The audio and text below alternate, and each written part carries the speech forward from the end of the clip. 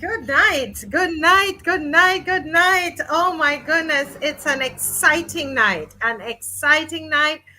We are celebrating tonight the birthday of Caswell Franklin, and we're making a big thing about it, because I don't think we celebrate each other enough. Yes, and I see all the birthday greetings. All the birthday greetings coming through. Oh my goodness. Good night. How are you doing? How are you doing tonight? How is it by you? We're hearing that the hurricane is going to pass us there in the east, it says, and so we'll just have a little bit of rain, but nothing to shout about. We just need to make sure that we are praying for those other islands. I don't know the other islands that it's heading for, but tonight we want to thank God in Barbados that we are spared. And it's there's no, I don't know where you are. I'm in St. Philip, and it's pretty dry outside. No rain. Hi Edwin, how was your day? Oh my goodness. Sony AK, how are you? Ramim, Sony was the first on at 6:02, and Ramim is back. Sony says, good evening, everyone. Please like and share as you come in. This show needs to reach others to educate them. Yes, that is so correct. Ramim says, greetings, loyal, patriotic opposition. Give thanks for life. Pray for our neighbor's safety from Tammy. Yes, we need to. Anybody knows the islands? I think I saw Dominica. What are the islands that it's going to? Ramim, Natasha, good night. Kamar, good night. Mr. Blackman, good night. Nubian Queen, good night. Eugene Campbell, good night. Joy and Faith, happy birthday, General. We can't wait for him to come on. Oh, CG, wishing the General a happy birthday. Oh, wonderful. Philip C, welcome. Happy birthday, General. Marietta. Hi, Marietta. Thank you for that little thing. I don't know if I can do it. I can do that, but thank you. Oh, wonderful. Marlene Seeley saying happy birthday, Mr. Franklin. And business and finance. I don't know if that's male or female. Saying happy birthday to the General. Anika Hope says grand rising, Marcia. Mark Clark. Hi, Mark. Mark says good night to all the ups and the roadside parliament. Yes, the opposition. Guys, Kerry. Hi, Kerry. Listen, folks, we are all excited tonight. We are excited tonight, and I literally want to show you a little bit of what happened today. Those of you who might not have seen it, the video. So I'm going to just show you a little bit. Mr. Kimar is in the house early. We don't normally have him this early. Good night, Kimar. Hey, here, happy birthday to Caswell. I hope he has a good one. Keeps enjoying his youth. So happy birthday to you, sir. Yes, he's not in as yet, but he was talking big that he was going to be here. I don't know if wifey had anything planned for him, but he was talking big. Kimar, he says, I'm going to be there tonight. But Kimar, you and I, we planned this thing, right? And then you didn't get a chance to be there when we were ready to surprise him, right? Yeah, but it was there in spirit. But they're here tonight, so we're gonna celebrate tonight. Yeah. I see he has a beautiful gift here with a nice bow tie here. No, not bow tie, but Nice It's a bow. decoration on It's a it. So bow. Yes. happy Yes. for him. Really, really You're happy for him. you said it like a real man, a bow tie. Give me a break. Oh boy. But no, no. Well, you weren't here, and then not everybody saw this video. So I'm just gonna play part of the video for everybody, just the part where he actually where we because I started going live from the taxi, okay, right up until I got to the office, to the Unity Workers Union. So we want to say thank you to Simply Safi. This is Jonathan's wife's place, y'all. These is young people in their 20s, and this is her business. And we're so happy that we can support her. And her family owns Bliss Cafe, but she does Simply Safi, is where you can get all of your cakes, and she did an amazing job at very short notice. All right, so here goes. You can see it, and it says Simply Safi, and she did up this beautiful cupcakes, very, very beautiful and nicely put together. Yeah, and if you look, this is it. We're at Unity Workers Union. This is where we are on 6th Avenue, number 5. Building number 5, and I'm going to the door now, and I'm knocking. Okay.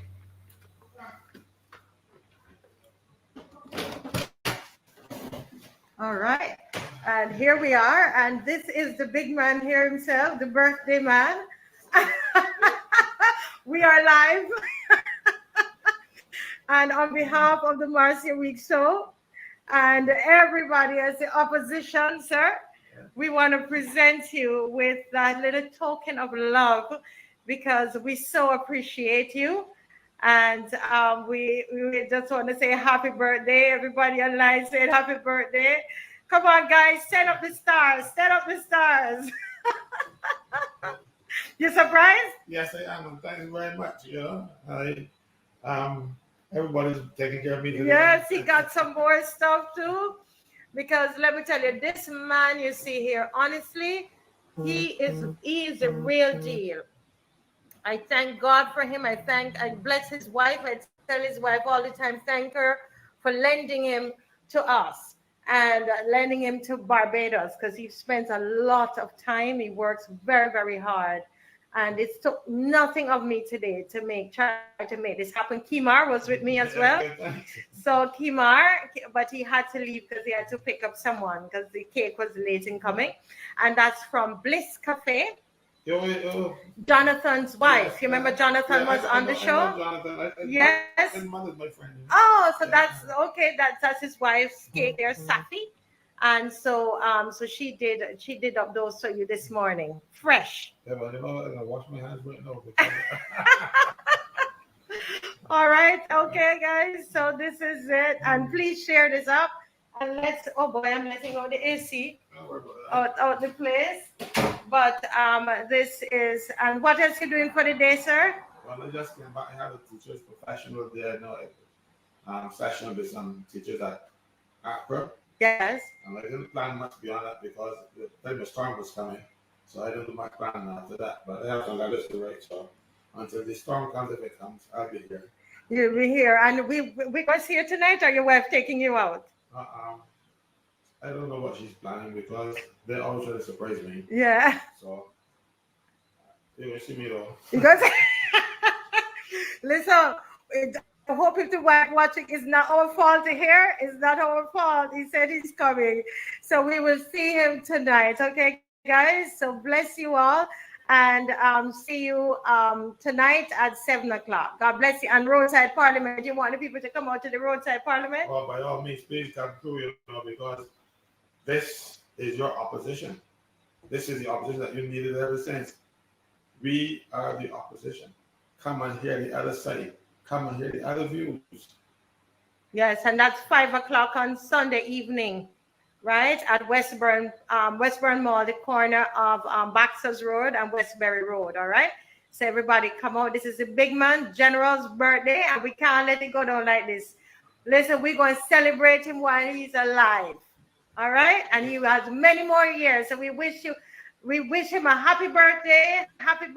So wherever you are, make sure you're singing happy birthday. These are beautiful. You like them? Yeah, these are beautiful. Yes, You it's know, beautiful. they're not going to be beautiful much longer.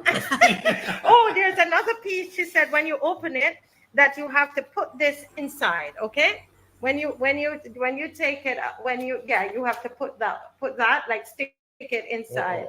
Yeah. So you probably need to stick it inside and send a picture. That's Safi, and she's really excellent at what she does. Right, and he has been getting. Look, you have fruit baskets and woo and wine and everything here. Oh my God, but you're celebrating from really early this morning. So all the children call you and Yeah, everything. my son called me at exactly midnight. Midnight. And when he was on the phone, my daughter called me. Uh-huh. Because they compete, she will call me first. Oh my gosh. That's how you know this is a good man. Denise Moore say happy birthday. Everybody, Jace Giles, everybody saying happy birthday. We love you, sir, and we thank you for what you do for Barbados. We understand what you're doing, and we want to make sure that you live to see many more years. And we realize and acknowledge the sacrifice that you make. God bless you. Thanks very much. All right. Well, this is worth it. This makes it worth it. Trust me. Yeah. All right. God bless you. All right. Bye-bye. Oh my goodness, Kimar. Oh Lord, you see, I still smiling. Kimar, you missed it. You missed it, but I know you would have wanted to be there. Yeah. But nevertheless, I see that he is smiling ear to ear, and I'm glad that he enjoyed the gift. So it's Yes. important, as you said, to celebrate him. Um, while he's up and fit and doing all the right things. So again, congratulations to him on seeing another milestone. Yes, yes. As a young man, I think I'm gonna wait till he comes on for you to ask you that particular question. But you and I talked today, Kimar, about us, about unity and the importance of us working together. Because those of you in the opposition, those of you who are Bajans, you know how difficult it is for people to work together and to truly love and respect each other, and especially us as Black people. Sometimes it is so tough. And I thought, both Kimar and I, we were talking about this since yesterday, really. How many times we try to come together, but then so many things come and pull us apart. Kimar, and I know that you would have had that experience many times, coming together with groups. So what are some of the challenges that you see that come to kind of eat away at the unity as we try to come together? Well, in every group, there are differences in personalities, um, especially in volunteer groups. There's no peer, so the motivation is different. So each man Mm-hmm. has some type of uh, purpose, self-serving purpose for giving himself to be in an organization that's volunteer Mm-hmm. based. So if you have the right intentions, things like unity and planning and networking and reaching out and inclusion, those are things that will come natural. Mm-hmm. But then in spaces like political environments that like what we are in right now, the stakes are way higher. Mm-hmm. So you're talking political power, you're talking organizational power, and you dealing with people who could throw about money Yeah. and and basically like buy off the loyalties of persons because let me face it, like these Mm-hmm. are some hard economic times, and notwithstanding, man, you have people who lack certain principles, taking opportunities, or what you call it, uh, it's just like soft coercion. They don't come with upfront violent words, but people basically take, as you say, bribes. Take Uh, bribes. So you think that this yeah, is a climate in which we have seen some of these movements, fall apart because you're thinking that people are taking bribes. yeah. Well, Mm, not that they are taking, but like, okay, people like to associate with some people like to be close to political figures, people in positions of power mm-hmm. because they're looking to we say get through in life. Right. So we have people with money, people who try to get money, and people who just want to exist, but they're all parts of society, and some of them, as I say, would interact with people in positions of power to get what they want. Mm-hmm. Mm-hmm. I So see. just the whole political figures would interact with the people because they're trying to uh, build a voter base. Mm-hmm. Um, if you're an insurance salesman, you are interact because you're trying to sell insurance premiums, Mm-hmm. right? So it's everybody's reason for interacting uh, will be different. So if Yes. you have people in positions of power who could aid your personal cause or the development of your cause or what you're working on individually at a time, in environments where opportunity is hard to get, where the economic policies of the government squeezing the people, Mm-hmm. people fall by the wayside in taking advantage of whatever deals or whatever opportunity through the government or one of the agents of the government Mm-hmm. to basically for money. Right. So Um, you're saying people come so around with different motives some and of us, yeah. right? Um, some of us, like I say, is there anybody join? People join clubs for reasons. People join um, different societies for reasons. Some people join some for social mobility. Some join some for networking, business purposes. So, uh, in a politically charged environment like this, Barbados know where economic opportunity is hard to come by. Uh, movements like this, which could go against the government of the day's agenda, some of us could, as you say, fall by the wayside because people in positions of power have the resources to sort of bribe or coerce them into working for them. Mm-hmm. Mm-hmm. And you get division, you get division, you get strife, you get war, and then poof, and there goes the movement. Yes. But I said all that to say really that um in this day and age where political parties are representing the interests of special interests before the interests of the people, movements like the Marcia Show and the Caswell's Unity Workers Union and the People's Opposition are standing in the way in terms of providing representation of the general issues of people in the country. So we Mm-hmm. speak on sewage, we speak on corruption, accountability, trade unionism, the constitution, the legal side, And once upon a time, that job was left to only political parties, BLP and DLP.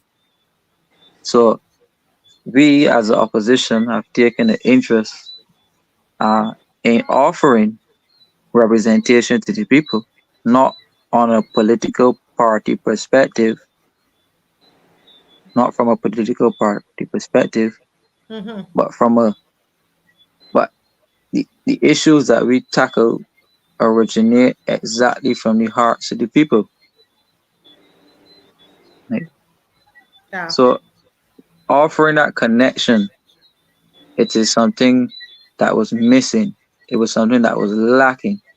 I Yes. find that the movement is giving people hope again in Barbados, that all is not lost within the political arena, and that there Mm-hmm. are people like Marcia Weeks and Caswell Franklin and Jonathan and And Tony and yourself. Rose and myself, uh, even the people who turn up to the march, um, the presence in the media, the word of mouth chatter, the picture, the endorsing of the march is showing Barbadians, not only Barbadians, but the Caribbean is watching, the world is watching, right? And it's showing that there are people in the country who are willing to stand in a way from a very patriotic standpoint and represent fairness and truth Yes. in protecting the rights of people. And Yes. it is my belief that somebody will hear our voice in the wilderness, and they're starting to hear our voices very strongly. I could see that, I could feel that. We know that the you can see it from the response on the comments. You can see it from the responses when you go there and people shouting at you, and you can see it from the responses at the marches. You see it at the response from the Roadside Parliament, and the general happiness and cheer Mm-hmm. that the people are feeling that this group is out there fighting and representing for them without being paid or without being bought off by the government. Correct, correct, correct. You are so correct, Kimar, because I went yesterday to purchase something in Sheraton, and the person who was serving me, she looked at me and she smiled and she said, I watch it every night. Well, we have with us here, well, very well said, Kimar. Very well said. We have with us here the man who has the birthday today, Mr. Caswell Stuart Franklin. Caswell Franklin, happy birthday. Kimar and I, we were just talking about you, and Kimar missed. He helped me to put it together, but he missed being there. And we would just want to say happy birthday. And I'm sure you see, you're reading the chat, right? Yes, I am. Thanks. I just want to thank everybody who wished me birthday greetings today.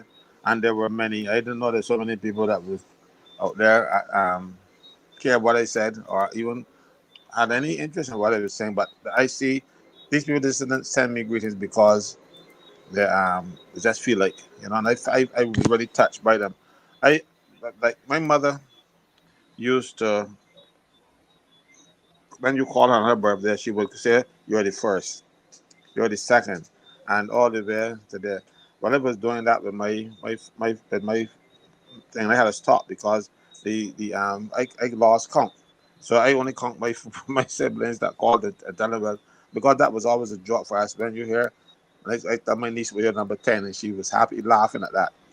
But all the other people call, I cannot count them because I will still be counting. And I'm very pleased for the kind of support that people have been giving me, and they seem to be caring about me. I'm touched, honestly. But let me tell you something. People have been saying all the nice things about me, but it listen to the young man that just finished speaking.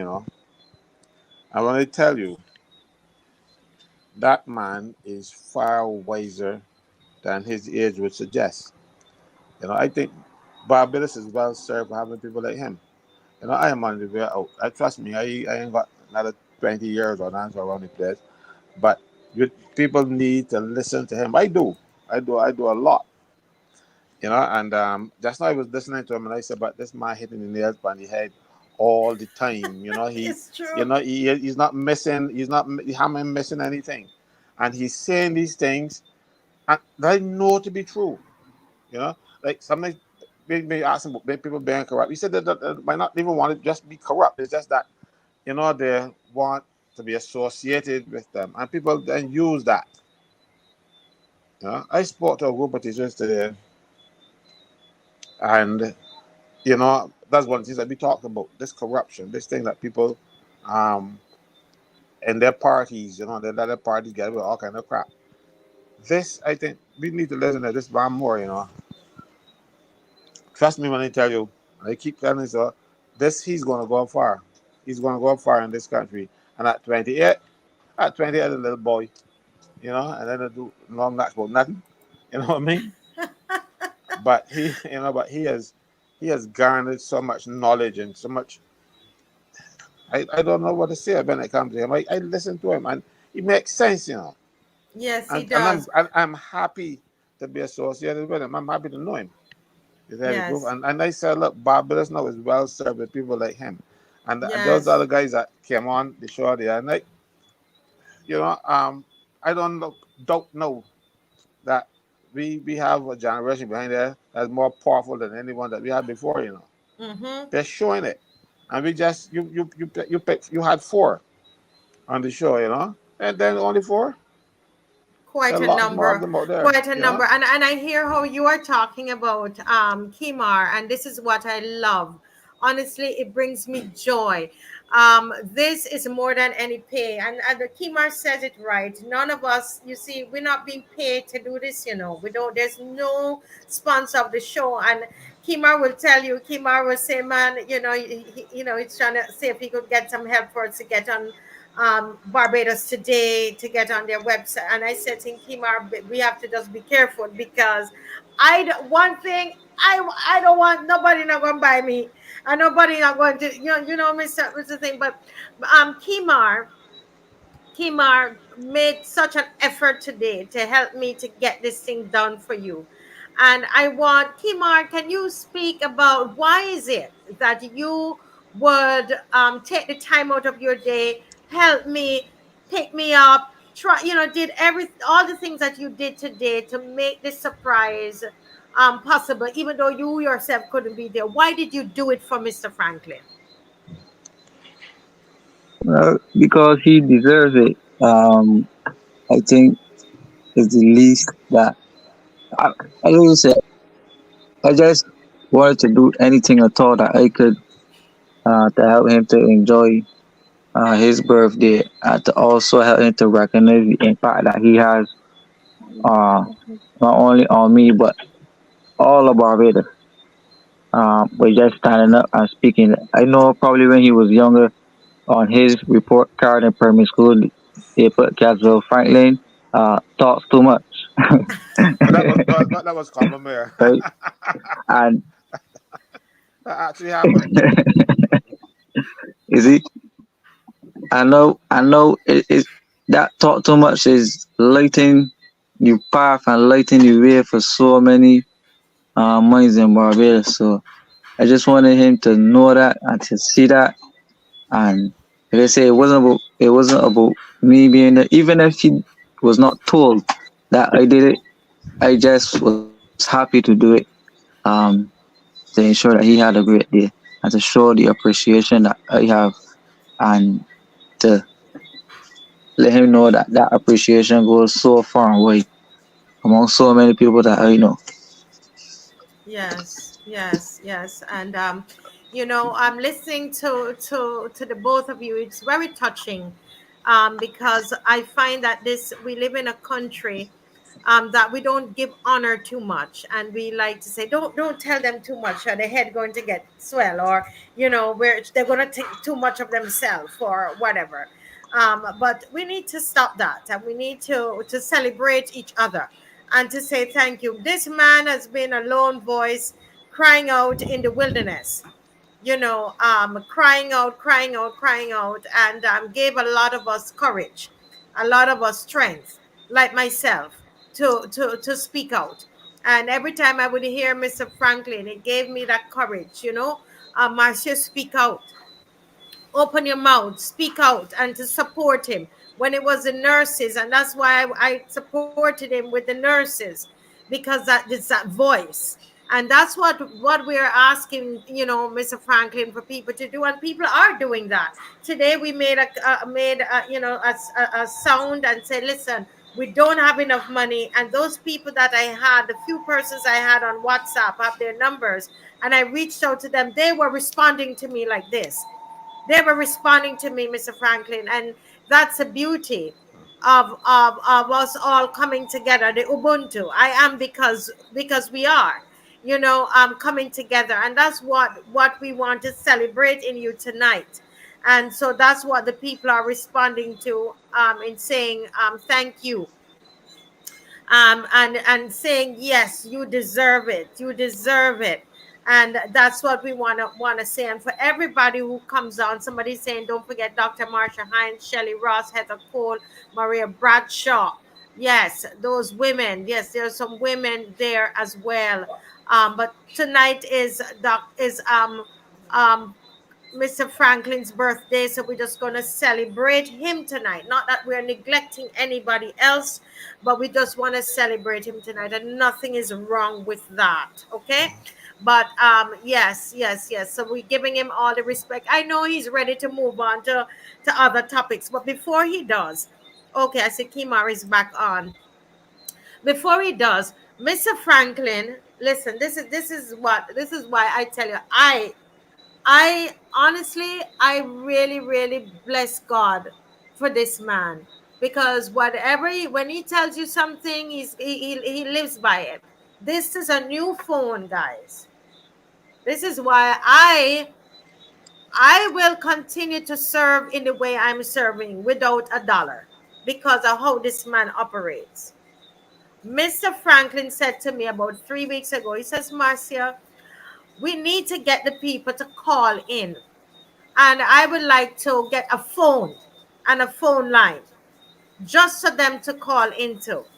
And I was dilly dallying, dilly dally. Yesterday I went and got it, and he paid for this. So we have a line that is dedicated to the opposition.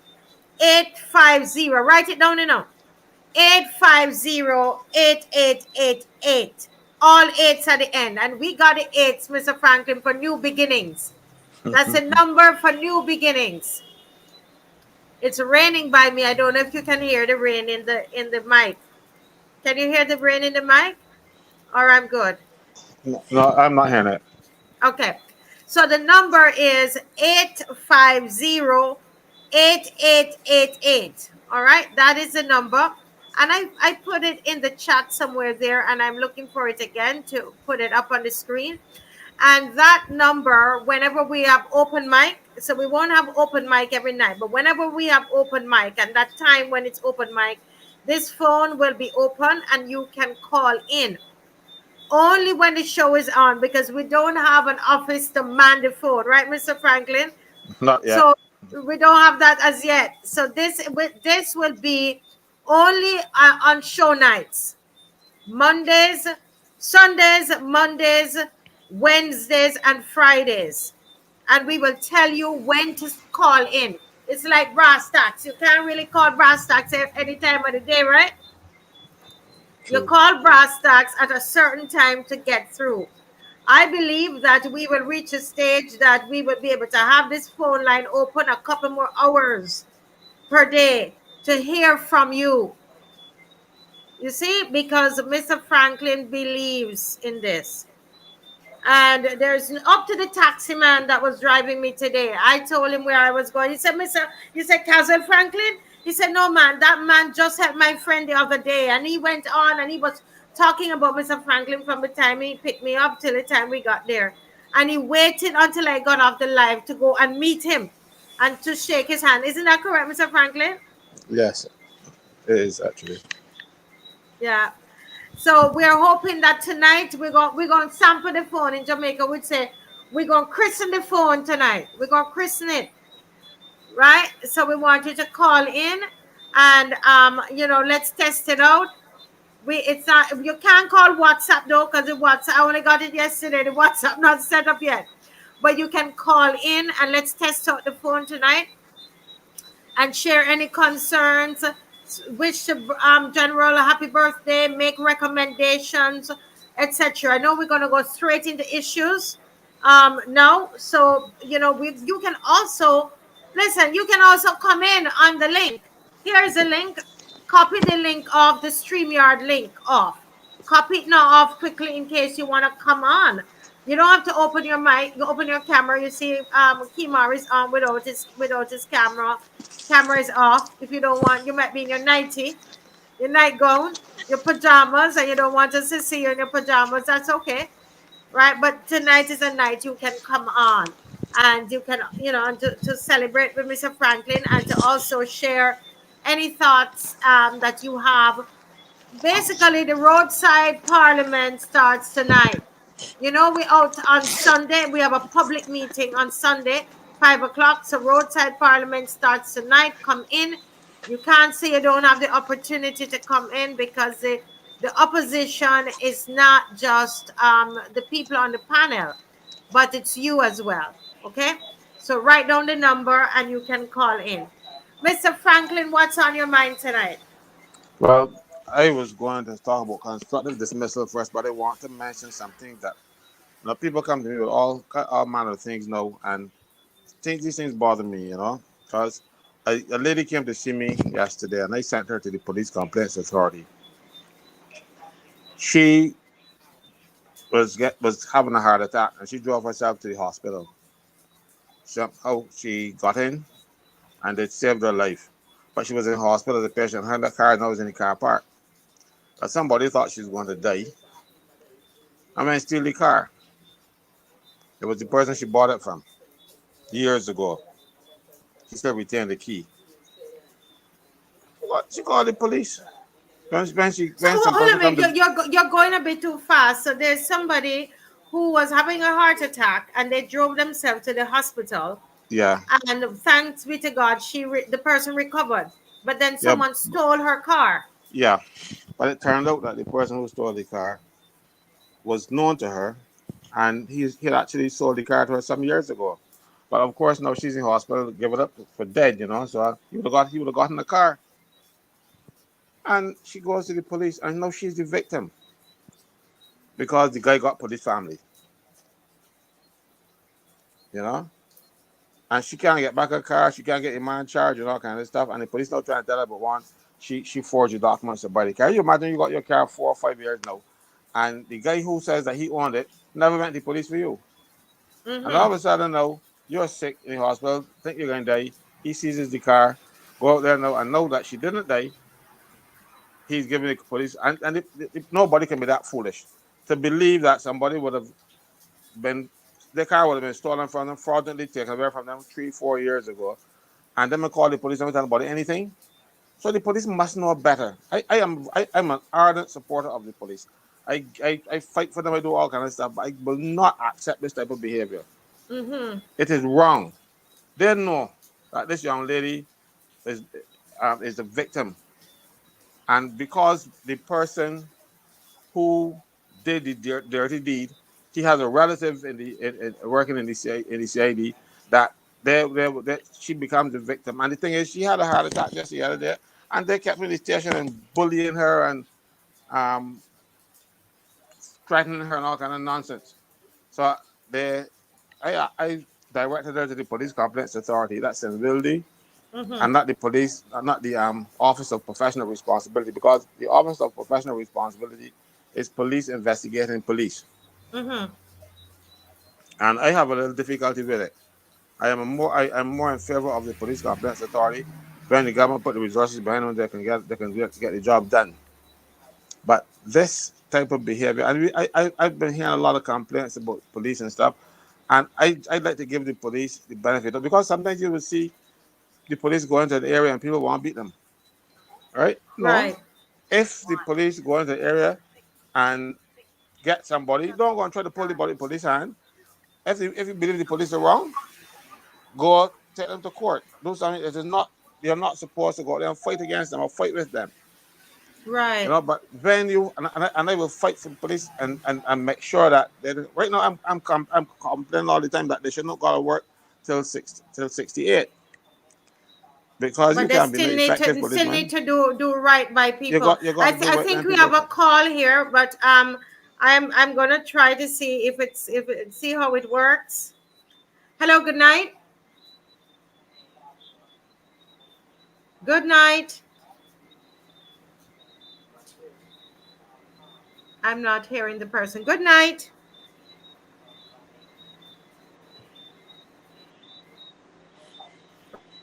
Unless somebody was. Hello, good night. Okay, call ended. Okay. Yes, go continue. What? Yeah, yeah. I mean, it's. Mm-mm. You know, it's not You know, this is as somebody said. This kind of injustice. Yeah. you know, you cannot treat members of the public like that, especially some person who comes to you and you say, "Well, look, um, I have a problem. I need your help." But if the person who you are complaining about has police connections, you ain't getting the help. That's not what justice is all about. Justice is depicted with a, a person that is blind and the scales balanced because you don't see any side. You do what is right, regardless. Mm-hmm. And if you Mm-hmm. cannot do what is right, regardless, you must recuse yourself from it. If they send you to go and arrest somebody, about talking to everybody, you can say, "I can't arrest my brother." Step back. Don't go and destroy the evidence to support your brother. You know, that is all I'm asking them to do. And what that does, it is questionable, and it brings the police force into disrepute. And you can't have a whole section of the force behaving in this manner because you want to support a friend or the relative of a colleague. Mm-hmm. Somebody has to stand up and say to them, "Look, you have a job to do. You are a professional. Do a professional job."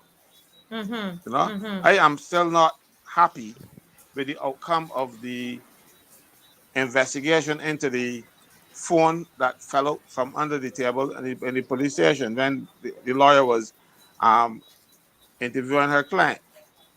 You know, I made a little joke about it on Facebook. You know, it was just a joke. But I said, you see, the problem is that the government didn't provide proper funding for the police, or not, they would be able to buy better tape. You know, but that was a joke. You know, Better but tape so the phone didn't want to fall off, right? but wouldn't have fallen off. You know, but seriously, now I'm told, oh, the phone wasn't recording, I couldn't record or something like that. I don't believe that. You know, and that is why you need to have people outside of the police to investigate the police.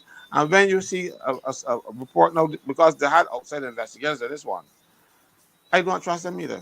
Not in this case. Mm-hmm. You don't have you don't go through the trouble of taping something under a desk and in a interview room in the hope that it will that it will not work. Why put it there in the first place? You know, and so somebody needs to account for that. And I suspect they might know who it is. Because every time I go to buy a phone or get a SIM card, take my ID card number and all kind of stuff, so somebody gonna know what that phone belong to, you know. Right. That's the thing, because the process, we had such a long process yesterday, before we could get this phone. You know, we were there for so long. But what about even the whole issue with the politician that was allegedly, who, raped the woman. His whole the whole report was put on Facebook, on social media. How did that happen?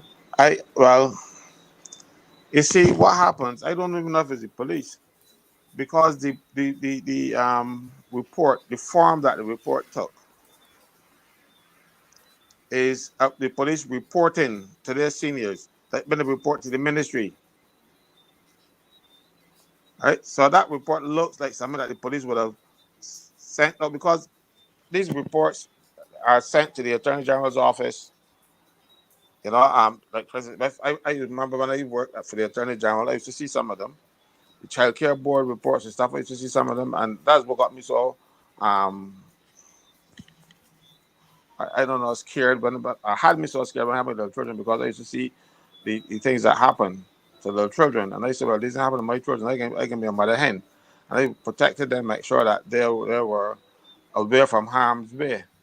Mm-hmm. So that looked like the report does, because the report looks like the type that the police would send out Right. to the ministry, and I believe it came from that direction. I don't believe it came from the police station, because the police report, the thing for the police report, will be more detailed. We have Mm-hmm. more information. It would have the girl's name and the, the, the culprit's name and the witnesses, if there were any. All that would have been in that report. The one that they will send to the ministry would not divulge all of that information. It's just that the ministry know that something happened. And Ah. I believe that that report was leaked from outside of the police force. The police would have passed it through the normal channels that it would go to, and that Uh-huh. report, because I saw the report, I had a copy of it, and I said, police inspector Shorty, the report Oh. was not one that you would get from a constable that is 2 weeks in the police force. All right. So Uh-huh. I believe that that report was not leaked by the police. It was sent out by the police, and it leaked elsewhere. That is, I could be wrong, Mm-hmm. and it could very well be a policeman doing it, but he would have stolen the report that should have gone to gone to the ministry and leaked that, because it certainly would not take the form of the police report when you make a report to the police. It didn't have any elements, never written statements, and never made reports to the police, and I know what it looked like, and that one didn't match up. Mm-hmm. So Mm-hmm. I'm thinking outside police. I'm thinking that people want to get rid of the man by any Mm-hmm. means necessary, and like right now he's because you remember when this thing was reported, Prime Minister announced that Cynthia Ford will be the next deputy speaker, and they're going to do that on a Tuesday, not knowing Mm-hmm. that she does not have that authority. Because I laughed when I heard it, because for the time I heard it, I said, "But suppose he don't resign, what she can do?" And he didn't. I didn't tell him, but it just shows that some person who has been in parliament for about 30 years don't know the basic rules in parliament, Right. and they're running the place. So somebody wanted him out. I don't know who it is. Mm. Somebody might, and I So remember which also which seeing ministry which ministry did it go to? Did it go to the? it would go to the ministry that is responsible for police, and I think this time it's the office of the Attorney General. Oh, so Right? that is where the police would send it. Or They will send normally. they will send a report like that to the ministry. They're not going to keep it to Mm-hmm. themselves. Because the one that goes to the Director of Public Prosecutions is more detailed. It's the actual investigation that goes to the things like that. Is not one that would have been leaked from the DPP either. The DPP has to get the information to prosecute, and that report was too shoddy for a prosecution. So I suspect, as I said, I suspect somebody who had sight or the ability to put their hands on this report. I would not try to identify anybody, because I don't know. But it doesn't look as though it was a police report. But yes, it was a police report in the sense that the police made a report to the ministry, and somebody in the police force could have gotten their hands on the report that was being sent to the ministry, because everybody keeps copies of everything. Because if I write you, I keep a copy on my file. So if it came from the police force, it came from that source and more. But that guy, it shows you how this country goes, and there are no standards. But you can talk integrity and all kind of stuff, but you can't legislate it. And the decent thing to do, the correct thing to do for an MP who is accused of something like that is to step aside, you know, or ask for leave, something, but you don't turn up in the house. You know, it looks bad. I remember I had a friend called William Dugan, and I tell you, I I am the person who got him his nomination when the Barbers Day party. I was on the national council at the time, and nobody wanted him. When his name came up, I got on bad. Everybody was saying no. Prime Minister was saying no. Everybody was saying no, and I cursed him. I said, "Let me tell you something. Every time they want some money in this place because he has a lot of it."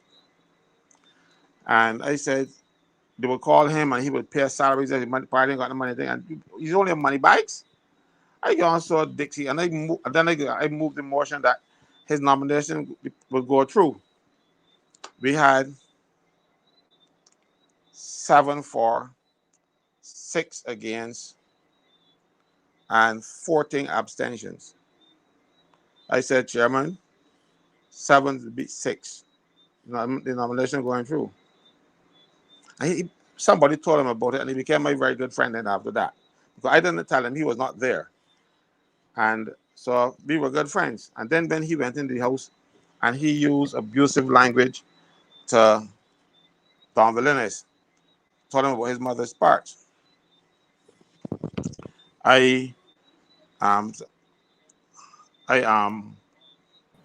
I said to someone that he hadn't right in the house.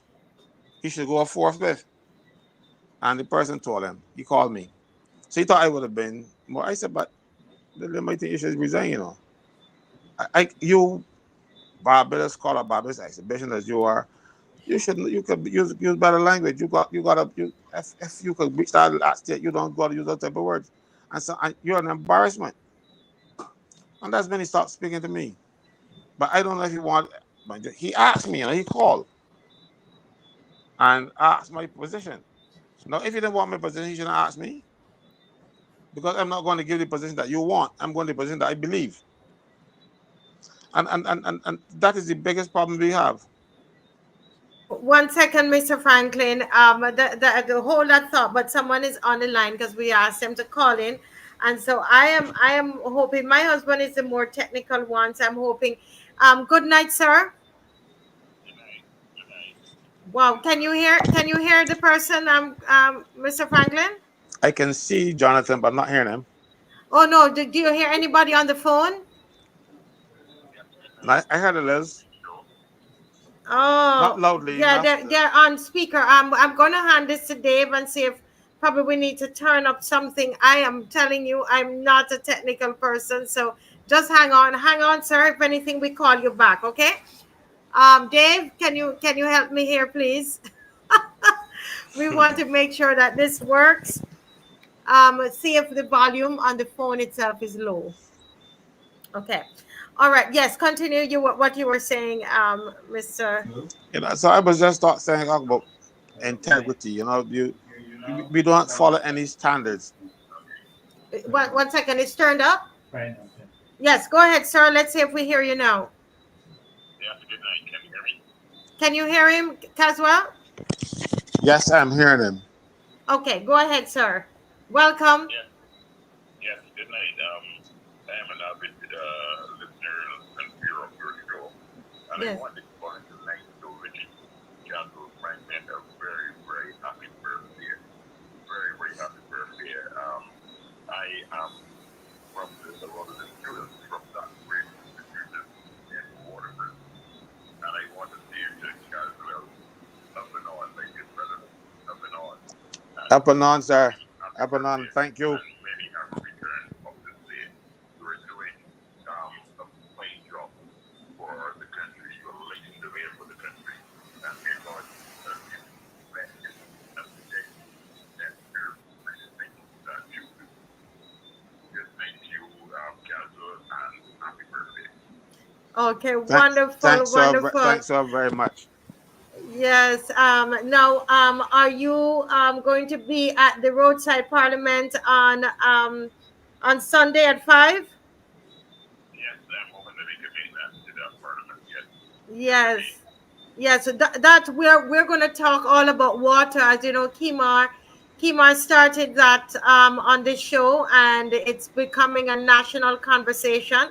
And we want to spend the time so we can go into it, carefully, and make sure we pull out what are the rumors, and really get to the facts, because we really need to make sure that whatever we're saying is truth. And so that's what we want to do. We want to get into it. So I hope you come, and you have some questions and recommendations. Okay, will do. That's an appointment. Yes, thank you. Yes. Okay. Thank you so much for calling. God bless. Okay, bye bye. Bye bye. Yes. Okay. So we're still working on it, gentle people. And from time to time, I'm going to call on Dave to come and help me, because I believe that my microphone can be a bit louder. Okay. So okay, that's how bad it is with me. All right. So I think so. Somebody else can call, and we will test it. Okay. Someone else Uh, call, and let's test it to see how it is. So the number again, 850-8888. Right, all eight. So listen, we're practicing up enough for the Roadside Parliament. We are the opposition. The opposition is not Mr. Franklin, and it's not Kimar, and it's not Miss McLean, and it's not everybody else who come on here, Mrs. Rose Corbin, and it's not Jonathan, and it's not the opposition. The opposition is everybody. It's us. I'm seeing that Jonathan has joined us, Mr. Franklin. I'm Hi, glad to have him. good night, everyone. Thanks for having me. And your wife, did you Before have the before cake? you Yes, before you do sorry. anything, Marcia, Jonathan, tell Yes. your wife that those things were excellent. I love them. That's But what, now right now she has some person who will recommend her. Matter of fact, I got the address from your mother, so I know about the same people. oh, definitely let her know. She'll be happy to hear that. She spent a lot of time practicing her craft and refining her skills. So it's something that she takes a lot of pride in. So she'll be glad to hear that. Yeah, I am told your mother. You should hear your mother beaming about it. I can imagine. Uh, But yes, thank you for having me on tonight. Yeah, one second. Can you hear me, guys? yes. Jonathan, I know, we've been celebrating Mr. Franklin, and some people, they might say, oh, let's move on to something else, and but we were talking. You were talking to me about unity, black unity, Mhm. and what it looks like, and what it looks like. It's like what happened today, that we're celebrating each other, and Yes. you had some thoughts on that. Yes. So basically, like when you talk to Bajans, we always talk about we have this crab in the bucket mentality. We want somebody get somewhere, somebody else trying to pull them down. And if you talk to any Bajan, I feel like you could get the general gist that we can't work together. It's very difficult for us to work together as a people. And I find we're it actually in a way orientates our minds to just focus on all the negatives and all the problems that we have. But I'm not seeing persons talk about solutions to these problems. Mm-hmm. And we have to realize a lot of the issues that stem with us as a people has stemmed from slavery. A lot of the dysfunctions we have, a lot of the trauma that we experienced during that time has have become a part of our culture, you know, and as a result, it has these effects. But no one is looking at that. All they're looking at is today. Oh, this person behaving this way, or this person doing this, or this person doing that. And as a result, it's just people just pointing fingers at each other. I feel in order if we really, really desire change, if we really, really want change to happen, We have to shift our perspective from that notion of black people can't work together, black people we can't ever come together as people, and more so try to look at how would it even look for us to come together as a people. What and I get there are a lot of, because we live in a majority black country, anybody that does anything wrong to you is most likely going to be a black person. So it's Mm-hmm. easy for I hear a lot of people say, well what people, or white man never do me nothing. It's only black people that's be doing this to me and doing that to me, and we don't understand again where these issues actually stem from, because we were taught to hate ourselves during slavery. We were taught to see ourselves as less. We were taught to sell out ourselves. We were taught to do all these things to ourselves and to not see ourselves as anything. So if I think about myself in that way, I don't see myself as anything. I'm not going to treat anybody that looks like me as anything either. So we have to come to a place where we realize and we acknowledge, okay, so this is the current climate. This is the current issues that are plaguing us as a people in this country. If I if I want to see that change, first we also it has to begin with me. Mm-hmm.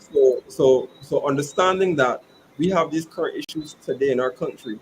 If I am looking to if I want to see the elevation of my people, it's gonna cost me something in order to get it to that place, because it's currently not at that place. But we say we have a desire to see ourselves come together as a people. The whole point of even this show and having us as the opposition is in a way to get the people to understand that we as a collective have the power, but the power is only in our unity. So understanding that for me myself, I had to make some decisions for myself. And I find in our culture today we have a lot of the mentality that something isn't bothering me, so I don't want to have anything to do with it. We have a individualistic type of mentality, and that's one thing I always praise the previous generations for. Like my grandmother would always tell me stories. When they didn't have anything at home, you could go across with the neighbor and they can give you a breadfruit.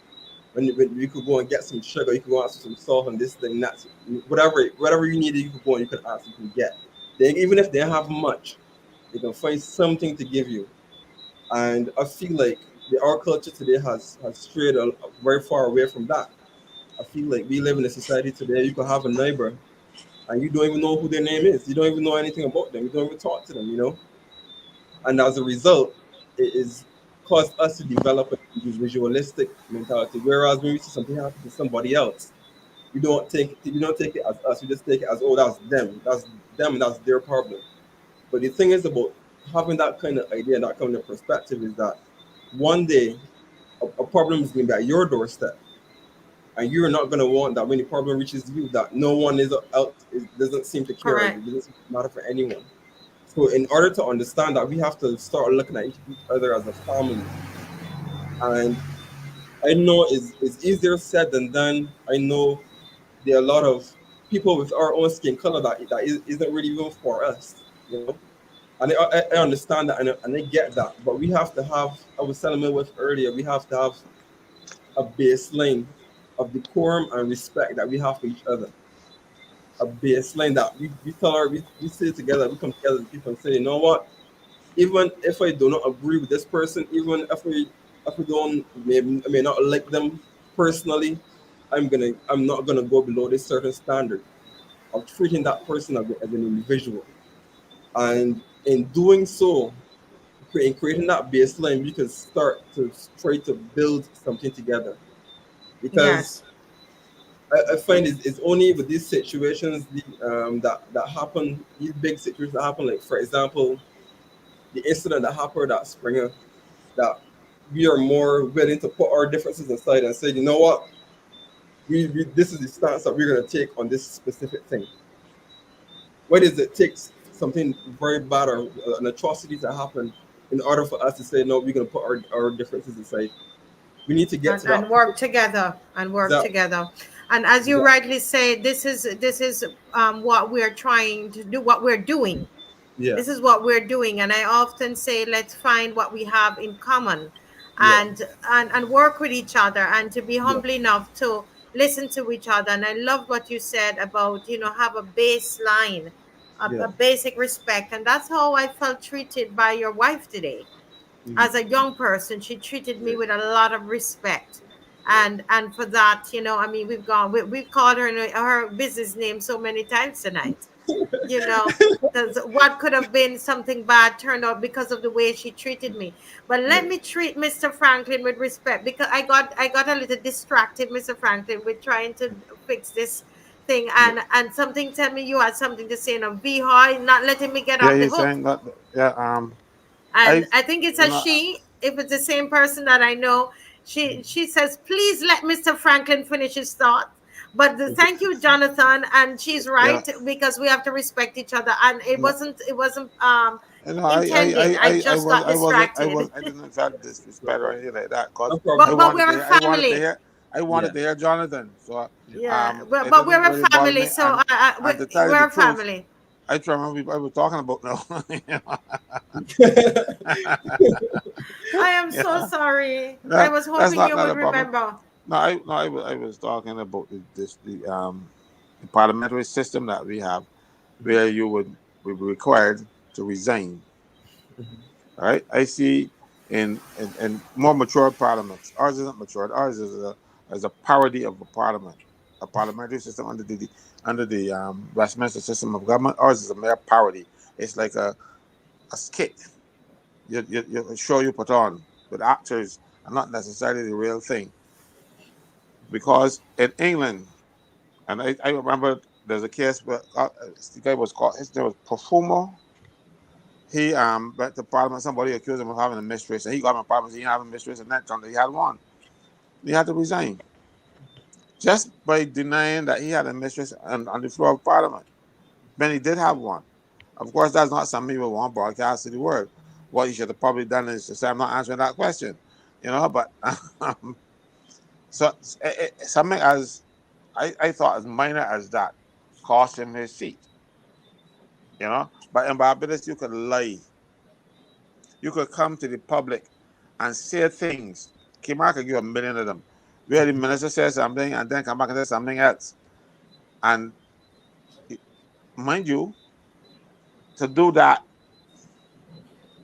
if a civil servant misleads Parliament or a permanent secretary, is an offense for which he can be dismissed. But a politician sit down in front of you and tell the bold-faced lie, and nothing happens. But you blame that on the leader of the government, because we have a system where the prime minister is supposed to police her Hmm. ministers, because she is first among equals, right? And they're all supposed to be equal, but there's a first. There's always a leader, and that person, when you preach proper standards, that person should call you out. Ben McConnell did not resign over St. Leonard's. The prime minister should have fired her, because she could fire her from ministry, but she can't fire her as an MP. But I would take her out. That would have made me get a modicum of respect for the prime minister. Right now, it's on a scale of 1 to 10, of respect for the prime minister and her behavior. If I put my eyes on that scale, let me see what it would be. I ain't get your scale yet. Um, because she has not done anything to merit it. I hear people talking, oh, you gotta respect the office. It's not the office that that you gotta respect. You gotta respect the persons that are in it and what they do. Anybody could be a prime minister, anybody could be a rogue prime minister, could be anything. And so you're just, oh, you gotta respect the office. No, the person is who holds the office, and that person should earn your respect. And as I said, right now on the scale of 1 to 10 of respect I have for her, I haven't reached the scale yet. We didn't get there yet. I'm still approaching 0. All right. Caswell, Caswell, you're saying that you're still approaching zero, Caswell. You Yeah, can't. I didn't get on the scale yet, simply because I should not done any of the right things yet. This one, she might have got a little closer to 0 had she said, okay, I'm going to look, you need to go. Hmm. Because what Kim did was not heinous, but it is contrary to what ministers are supposed to be doing. You are supposed to be above. reproach, like Caesar's wife. When you get held, you pay you suffer the consequences. Like I remember on the show when I mentioned the Air India crash years ago, when the Minister of Civil Aviation in India resigned. He didn't maintain the plane, he didn't teach the pilot how to fly, nothing so, So it could not be his fault, but he took responsibility for it because it's something that happened on his watch in his ministry. Mm-hmm. Mm-hmm. Mm-hmm. And we have a minister of government in Barbados who is hurtling from one disaster to the next. Hurtling might be a bad word, but that's the only word I can find right now. She, she's just going from one error, one, and each of them should make her dismissal or Yeah. resignation. No, But but no. no, nothing happened. But let me ask Sam. Let me bring Kimar in this conversation if Kimar is available. Why? I mean, after so many I don't even know what to call them. Not even mistakes. I don't errors. Why do you think, Kimar, nothing is being done to the Minister of Education? Well, because he's probably a close friend or so of the prime ministers. And to be honest, if you when you move her, when you look through the cabinet for replacements, it's hard to say, well, put this fellow or put this lady. The choices are slim. Um, but I suspect that this has to do with persons who are loyal to the head of government. The heads of government usually put people who will sing their chorus in the highest or the better ministries. So if you look around the prime minister, you will see majority of the important positions are females and females that are indeed loyal to the prime minister. Uh, with the exception of the attorney general, look at the Ministry of Health. That is Jerome Walker, loyal to the prime minister. You have Ministry of Tourism, Lisa Cummings, loyal to the prime minister. Chantal Maroney, Ministry of Culture, loyal to the prime minister. Uh, Ministry of Transport and Works at MTW, Santia, Deputy Prime Minister, loyal to the Prime Minister. So when you have a parliament like ours, where you have to maintain the majority, and if you remember, part of the reason for going to early election is that the parliament before that was going to take out the Prime Minister in terms of voting against her to remove her to install somebody else. So there was disloyalty and there was anarchy in the camp about to explode. So you had to remove those who don't support you.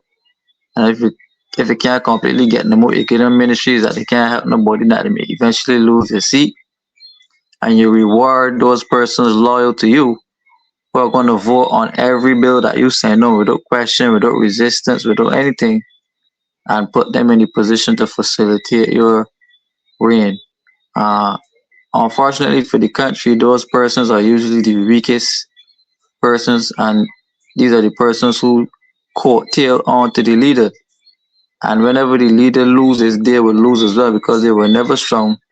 They were on the backs of the leadership. So the these positions become occupied based off loyalty to the head of state, and is usually incompetent people who are just there to protect and serve the interests of the prime minister, but not really the interests of the country.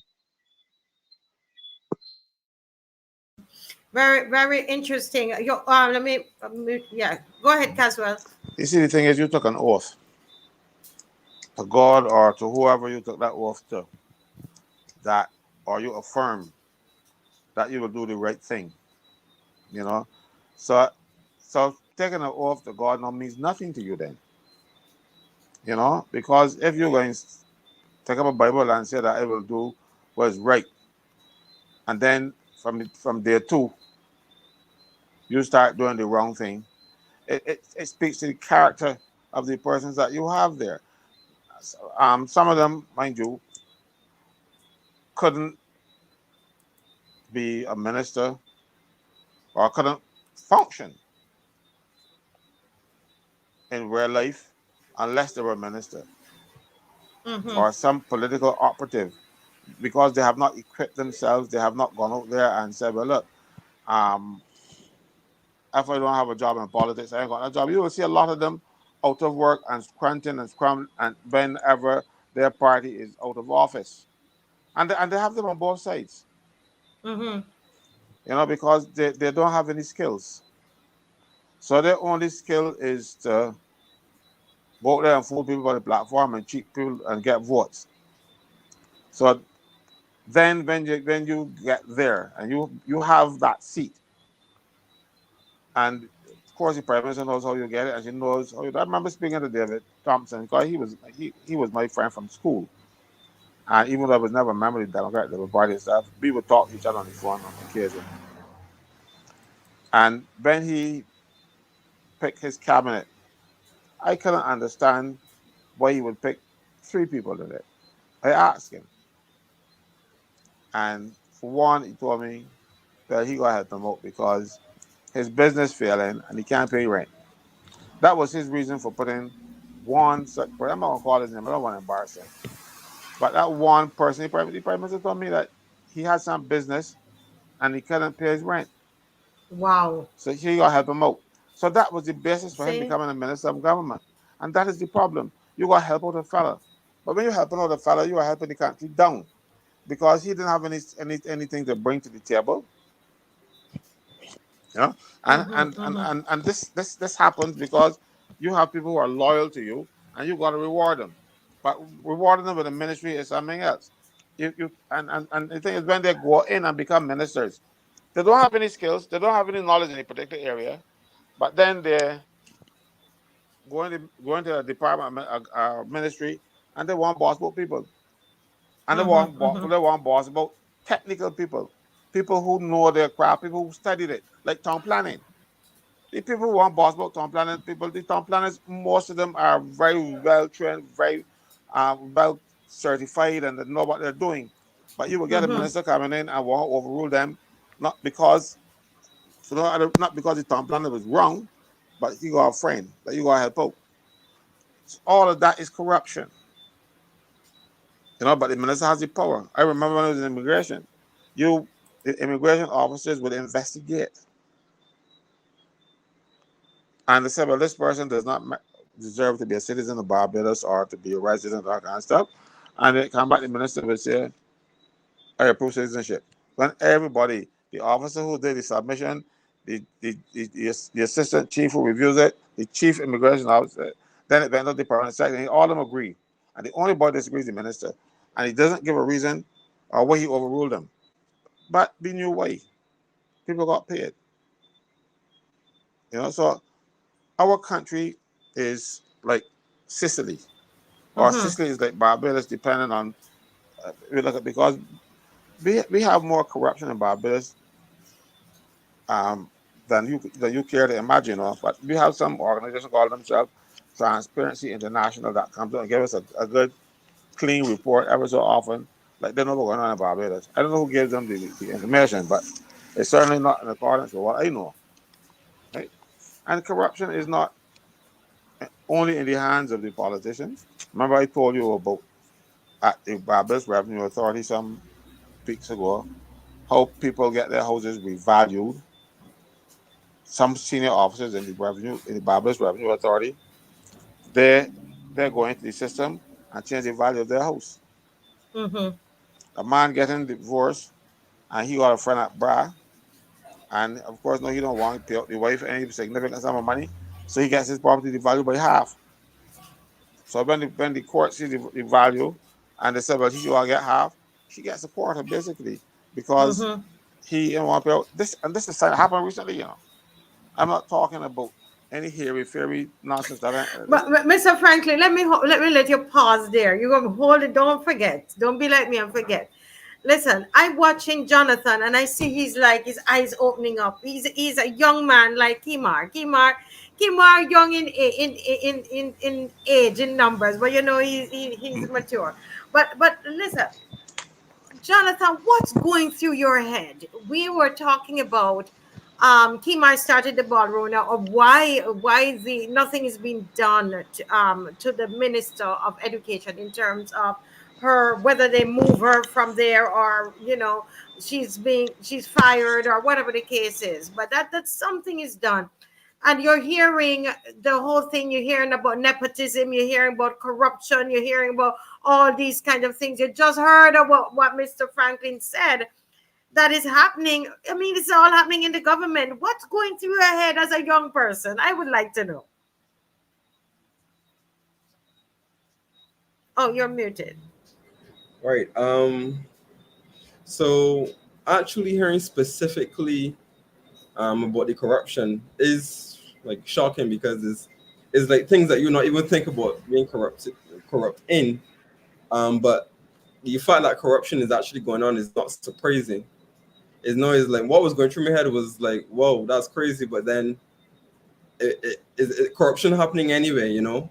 And I find, me personally, I always grow with the general notion. I think this is like standard, um, like Bayesian knowledge, where like if you want to be able to commit a crime and get away with it, become a politician, because they do all sorts of things, and there's not ever any real repercussion. And I think that being a fact is what allows all of these things to happen and continue to be ongoing. I feel So that let if me there, ask you, how do you think that affects young people? If that, do you think that this is how they see politicians, and how does that affect you as a young person growing up in Barbados? for me, I think it causes me to be disinterested in anything to do with politics or any promises that they make. I have absolutely no faith in around election time and they make any guarantees, whatever the case may be. It's just a matter of which one you choose, but it's always gonna be the same. You get the same result, you know. I hear even a lot of agents with the sentiment we just get tricked every 5 years, you know. So I think a lot of young people has lost faith in politics, or in even to the point where they're not even interested in understanding these things, because the general notion is all corruption, is all about money and all about friends.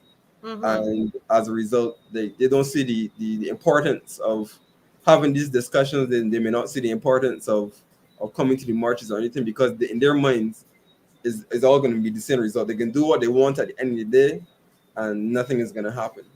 I think that's Mm-hmm. the Mm-hmm. general feeling of the young people. Yeah. Yeah. Actually, Viha, thank you so much. You're saying had it not been for this show, she would not also not know anything, because I saw your eyes that they were bulging out of your head. And unless we're hearing this stuff, these kinds of things from Caswell, we would not know a lot of things. We would not know about what's happening in the system. And Caswell, I've heard you talk about this. Just I think about the second time or the third time. What I mean, is anything being done about it? Is there anything, what can be done to stop it? Because if they are going in the system and changing the value of homes and value of property, what is there anything being done, or can anything be done? Oh yes, that is misconduct in public office, which is a crime. You could get locked up for it. Like when you remember some time ago when Minister Donald Innes was in the United States, and people saying, "Oh, we don't got no law about it." So that was not true. They were just trying to find a way not to prosecute him in Barbados. But there's something called, you remember recently we had a case of a former licensing authority person being charged for misconduct in public office. But when this law came, the past new law, it wasn't a new law. It was there all along. It has always been there because it's part of the common law of Barbados that we receive from England. Mm-hmm. Okay. But so there's not something that just came up a few years ago. But remember, it has always been the law, and nobody is doing anything about it because When my time come and the government change, I don't want them to lock at me. That's what it's all about, you know. So Mm-hmm. they might curse each other on the platforms and stuff, but they take care of each other down the road. I'll give you an example. When Sandy Ford got angry and resigned from office because you remember there was a no confidence motion against him. If you if the no confidence motion was won by a 2/3 majority, the prime minister is gone. The governor general will just fire him or he will just go on with his business. But if you have a majority of the seats, but not a 2/3 majority, the prime minister has 3 days to either resign or call Mm-hmm. election. Sandiford called election, and he called election 2 weeks before a whole set of them qualified for pensions. And when the government changed, the new administration came in and changed the rules to make them qualify. They take care of each other. Mm-hmm. So all of them then got pensions as a result of the other, and they do it almost in every change of government. They find somewhere somebody had was up by 2 days, and they find a way to change it and say, okay, well, you're not going to come from the day you're sworn in, you're going to come from the day you're elected, and that kind of thing. You know, the real thing should be when you get sworn into Parliament. That is when you become a parliamentarian, and that's when your start.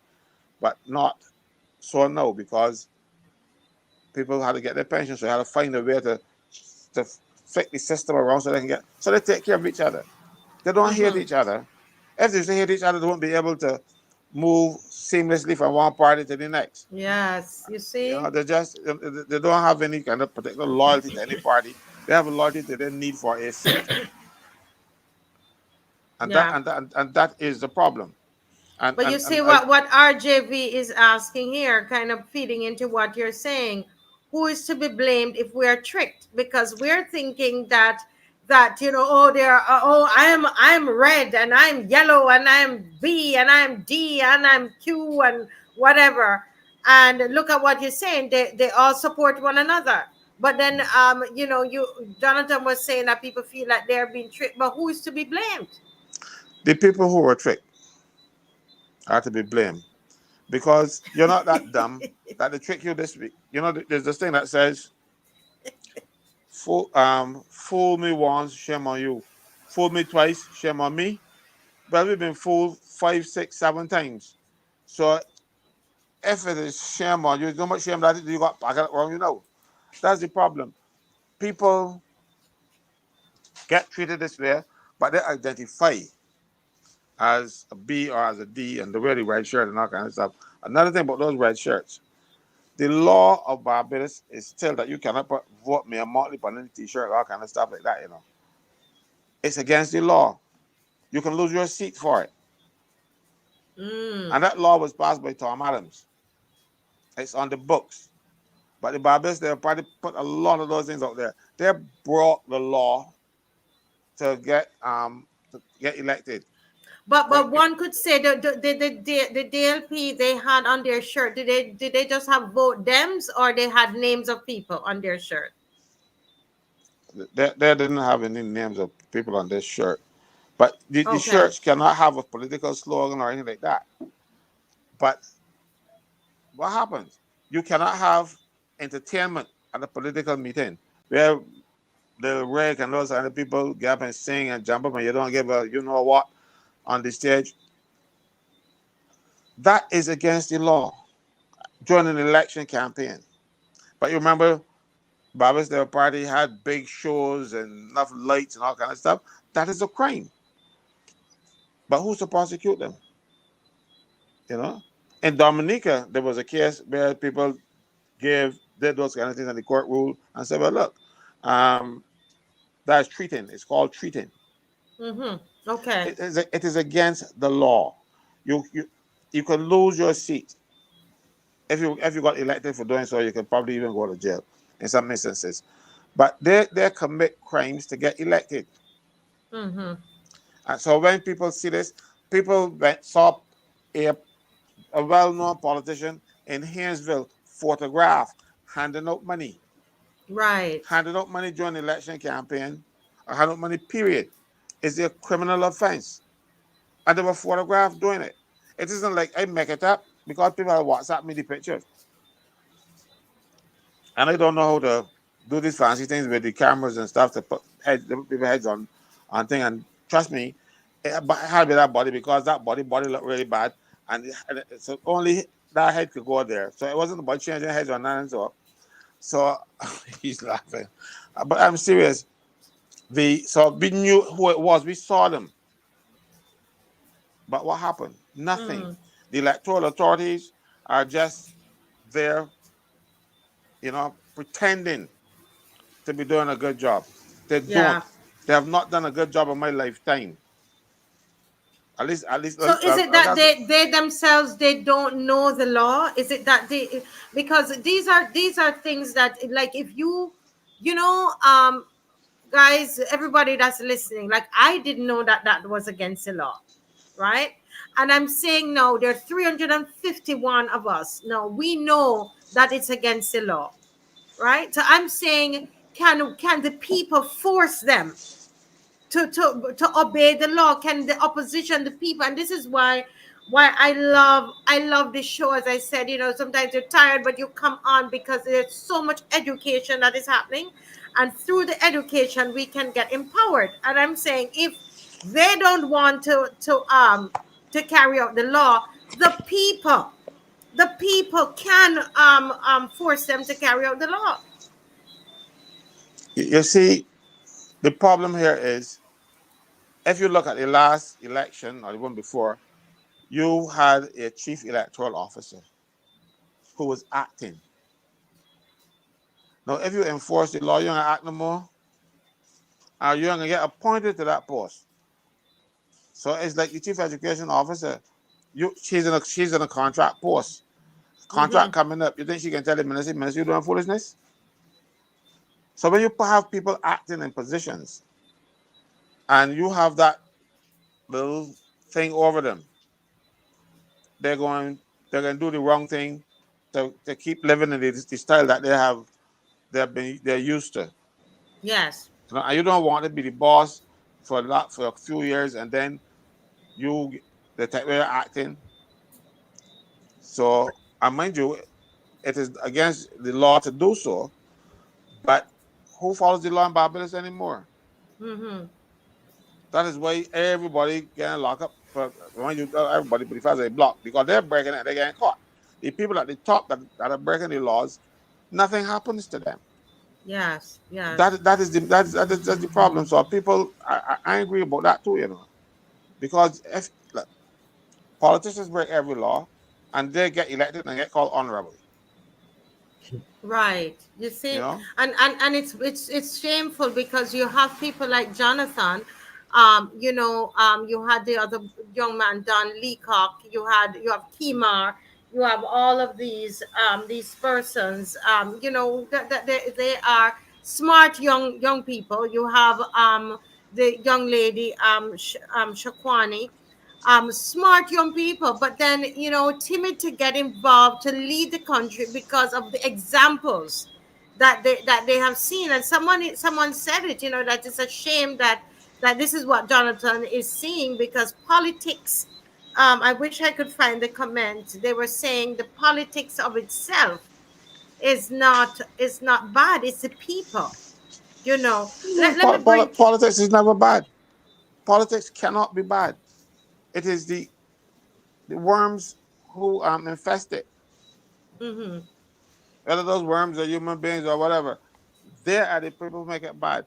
People say politics is nasty. Politics by itself cannot be nasty. If you put nasty people in a situation, they will do nasty things. Yeah. I mean, Let me go ahead. You were saying something, Jonathan, and let me just bring Kima in the discussion. Let me just say, make a quick comment, and then. I think it just boils down to having people of integrity in those positions, because I know if Caswell, they will never put Caswell in to begin with in that position to be the officer, because you know he would say straight away if he sees any foolishness happening. But the thing is, I feel like our society has kind of strayed away from having integrity and seeing the importance of that at your own detriment.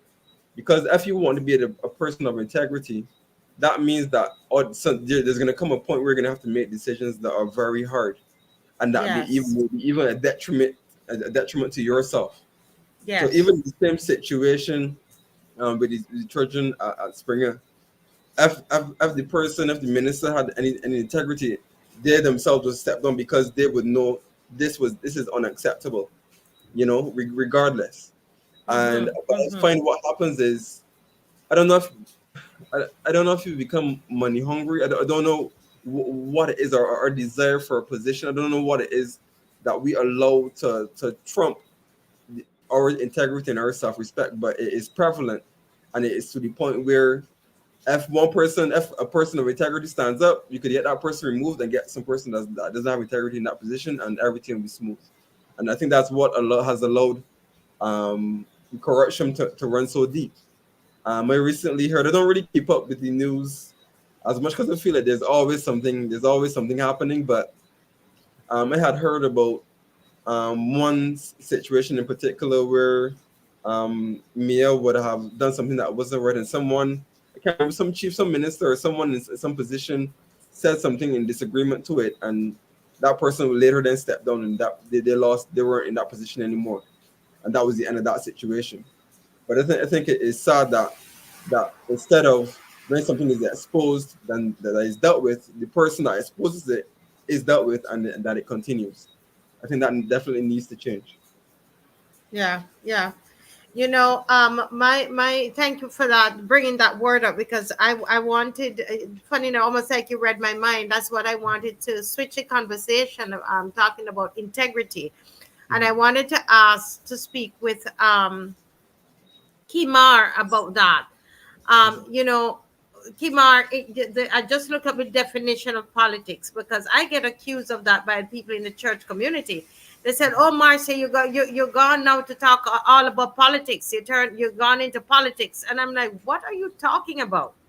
And when they say it with such negativity.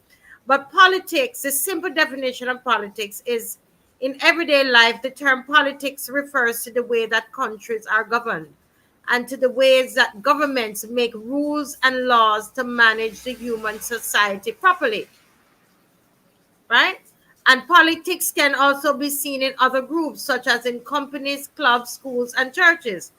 But so, as Caswell is saying, politics on by itself is not something that is bad. It's just the way a country is governed. The issue is really integrity. Kimar, you hear all of what is being said tonight about politics, politician, and the lack of integrity. I want to hear your thoughts on it because you're a young man, and Dave was watching the program with all the young persons on the other night, including yourself, and he said, Marcia, it's going to be important that someone sits them down and speak to them about integrity. In fact, he said Caswell needs to gather these young people and talk to them about what is integrity. So I want to talk to Kimar about that. Kimar, what are your thoughts about integrity? You see what's happening in politics in Barbados today. How do you plan to preserve your integrity? Well, integrity. When getting into political space. But before I address that, I want to address something you said anyway, up to that. About the church. People are accusing you of being into politics, right?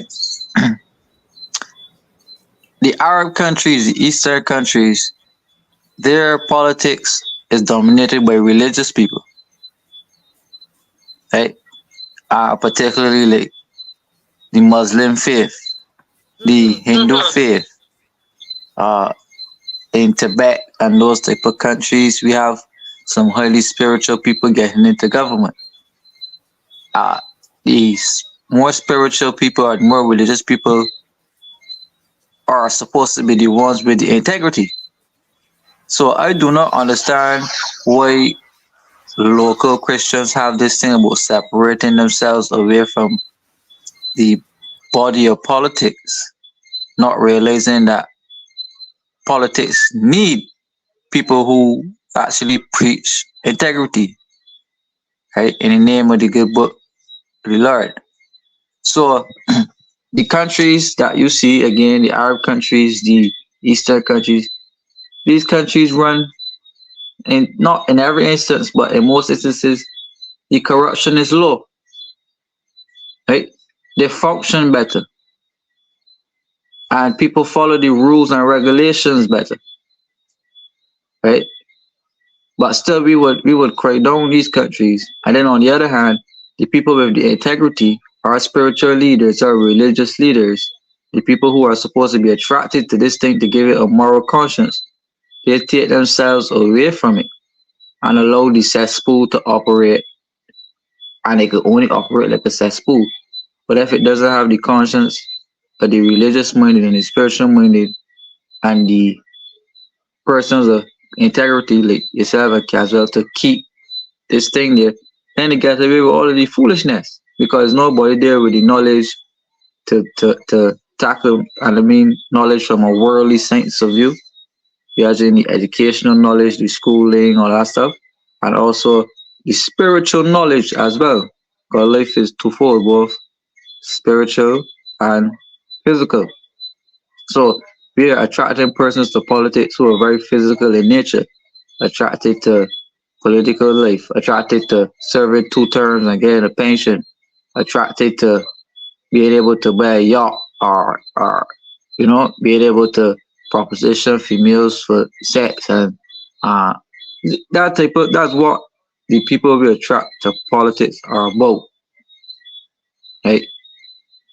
Not saying the fellas before were creme de la creme, some of them probably had the bad habits too, but at the forefront of their politics was being a patriot representing Barbados. And you could feel a sense of pride coming off of the politicians before. Don't mind a lot of them helped to sell us down the river, but at least still, you felt like they had the interests of the population at heart, which is why people bought into these systems in the first place. That started to change in the latter years, right? And people started to feel different. And I started under the last government. People started to feel different about politics. But we need to separate what is government, was politics, and was political parties. Because I think the political party thing is clouding the minds of Barbadians, and they're saying party politics as opposed to saying government, the thing that rules, that controls your everyday life. So why would you not want to be part of the thing that controls your everyday life? You pay taxes here, you live here, you got to grow children here, you work here, you have a vested financial interest and a life interest into government. So you definitely should pay a lot of attention, because you not paying attention, but the people who paying attention to it for you, robbing you and blending you off and thieving you and putting sewage in your water. So that's the cost that you gotta pay now for not looking. Right? So you better start turning around and look at, and that's the message going out to all Christians and all persons who say, "Man, I ain't caring with no politics." And I even listen, cast aside the party colors, put party colors aside, and look at what is happening in government. Right? That's where we need to look. And just forget about the color thing, party thing.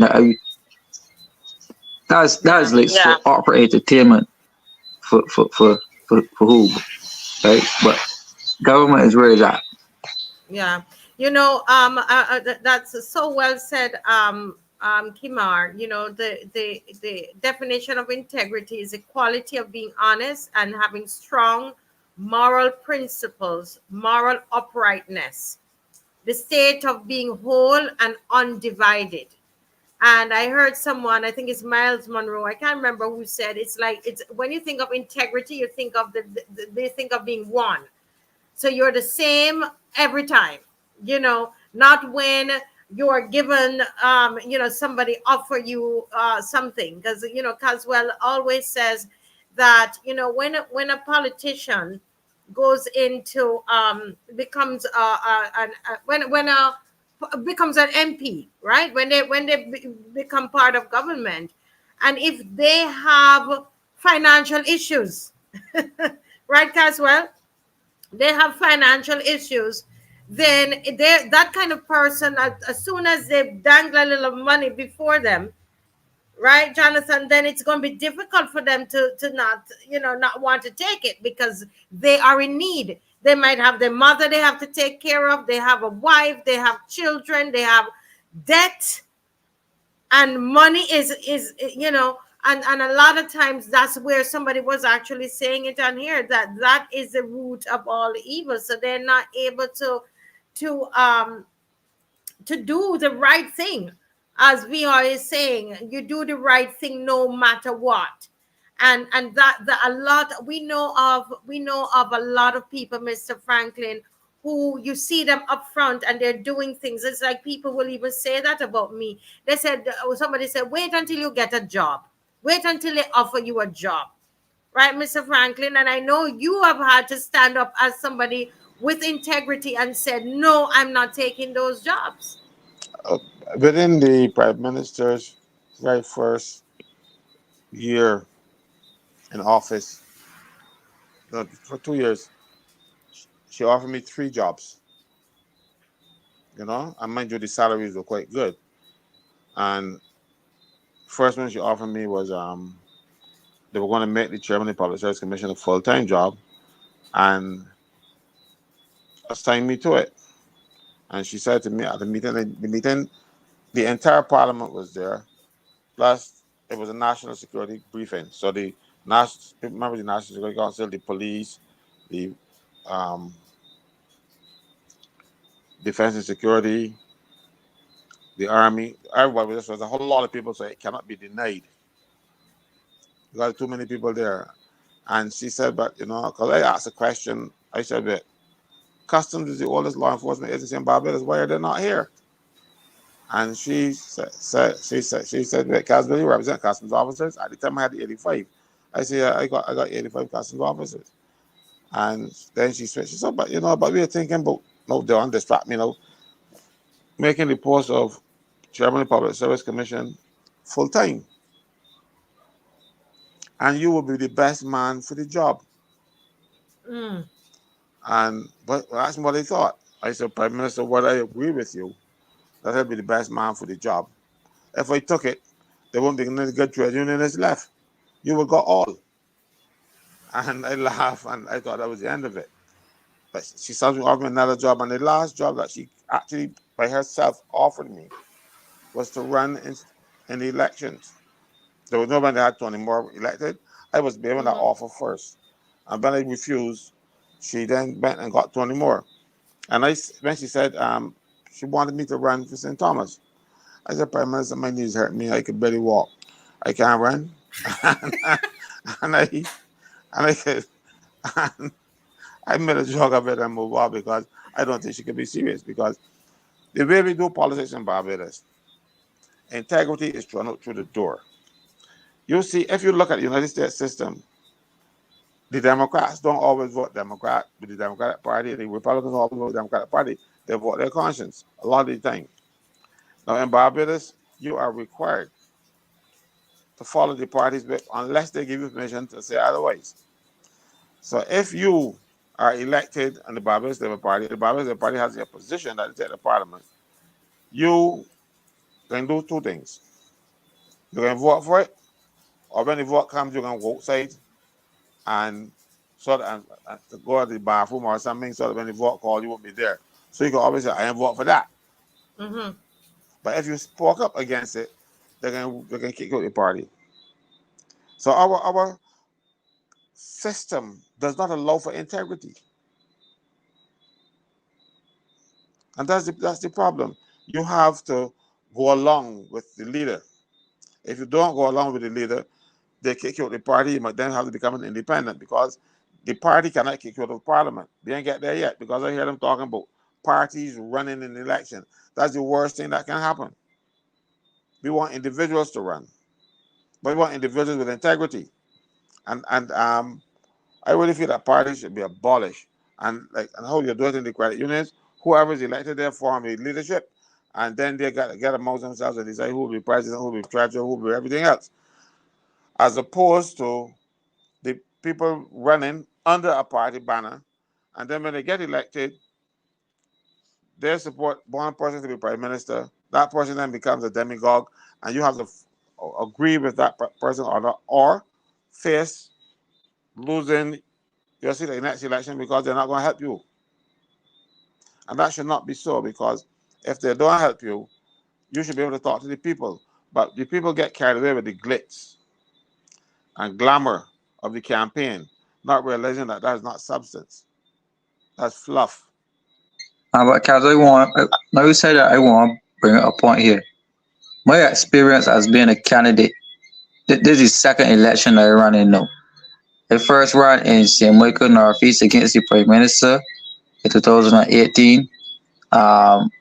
This was when she was on the way to become Prime Minister. And then I ran in the city of Bridgetown for the DLP in 2022. And you find this mainly in these St. Michael constituencies is that we may see things as politicians giving out money as vote buying, but there are a lot of people in the constituency who depending on that little payout handout at election time, because they will tell you, well, we don't get nothing that's from politicians, period.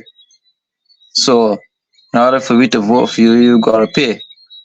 Uh, there's a high level of, they say, poverty in these communities. So when you canvassing somebody wants your light bill paid, water bill paid, they want gas for the stove, they want a stove, they may want a fridge, they may want beds, they want school clothes for the children, books, bags, shoes.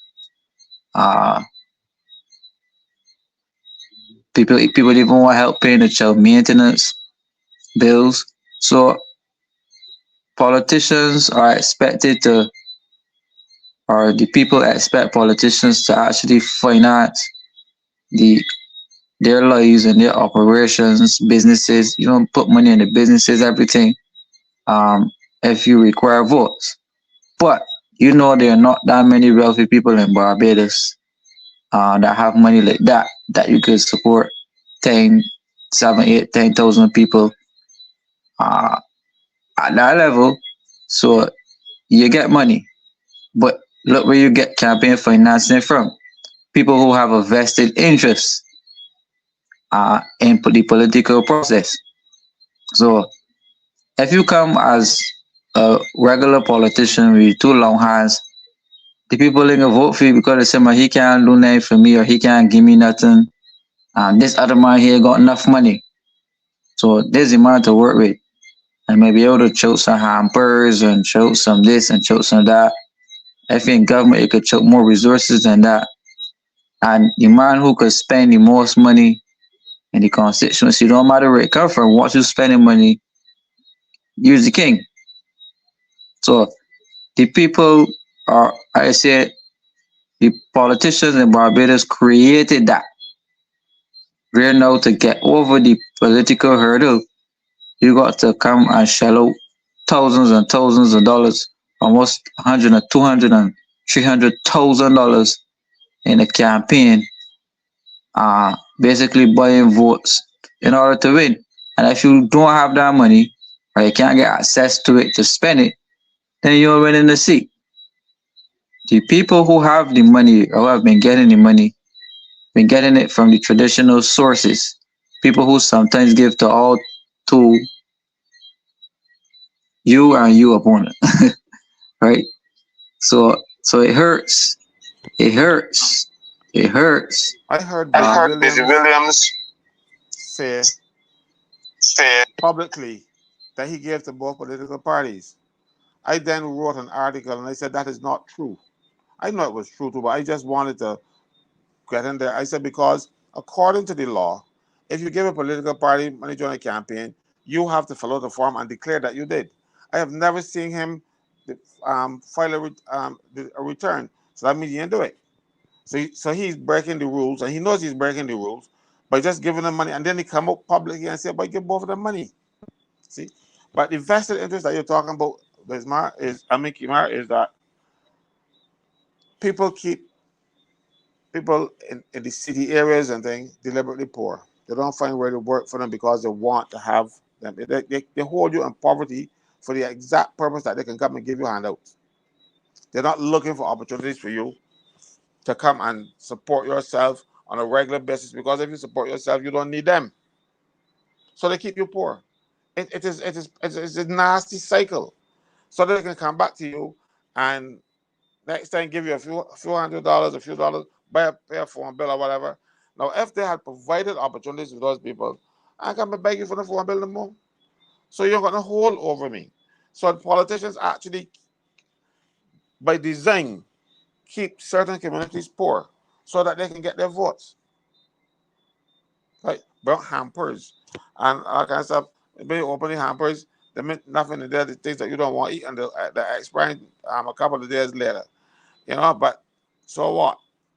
The body don't really look at the shelf life of the things. They're happy to get the stuff that the politicians are giving them. And you cannot legally do that during an election campaign.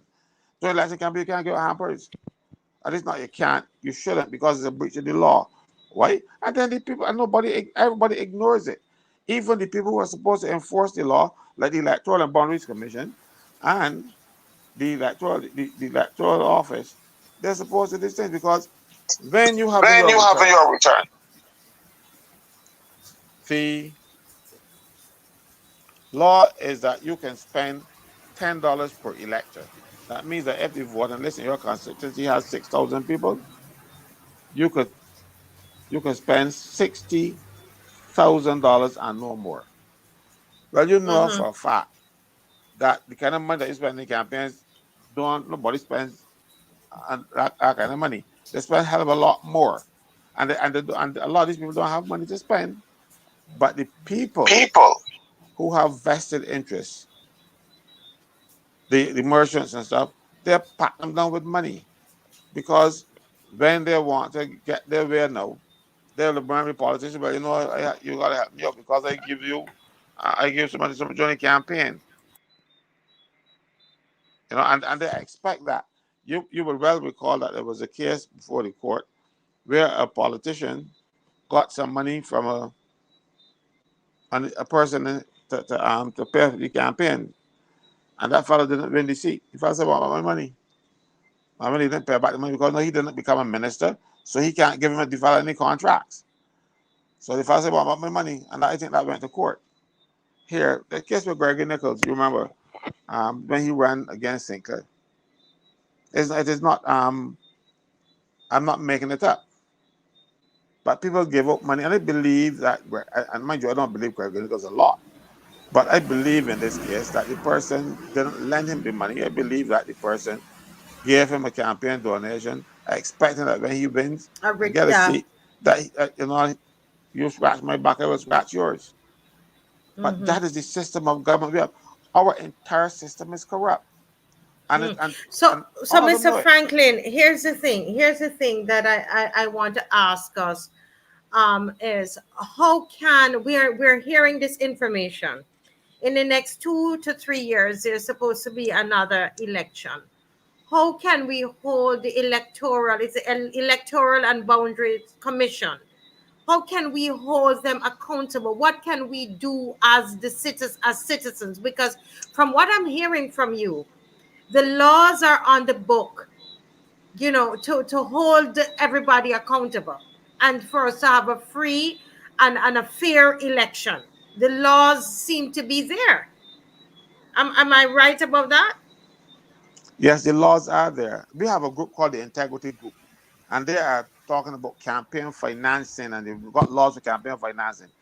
What that's what I said. These people like to hear themselves because the laws are already there. They don't even know that they're there, and they're campaigning to get laws that are on the books to be put on the books because they don't believe that these laws can be there and people doing these things, and they're asking to have the identical things they're asking for that are already in the laws put in the law. That is the problem. The problem is that the people who are enforcing the law and the politicians make sure that they are controlled. And I will speak about this all the time.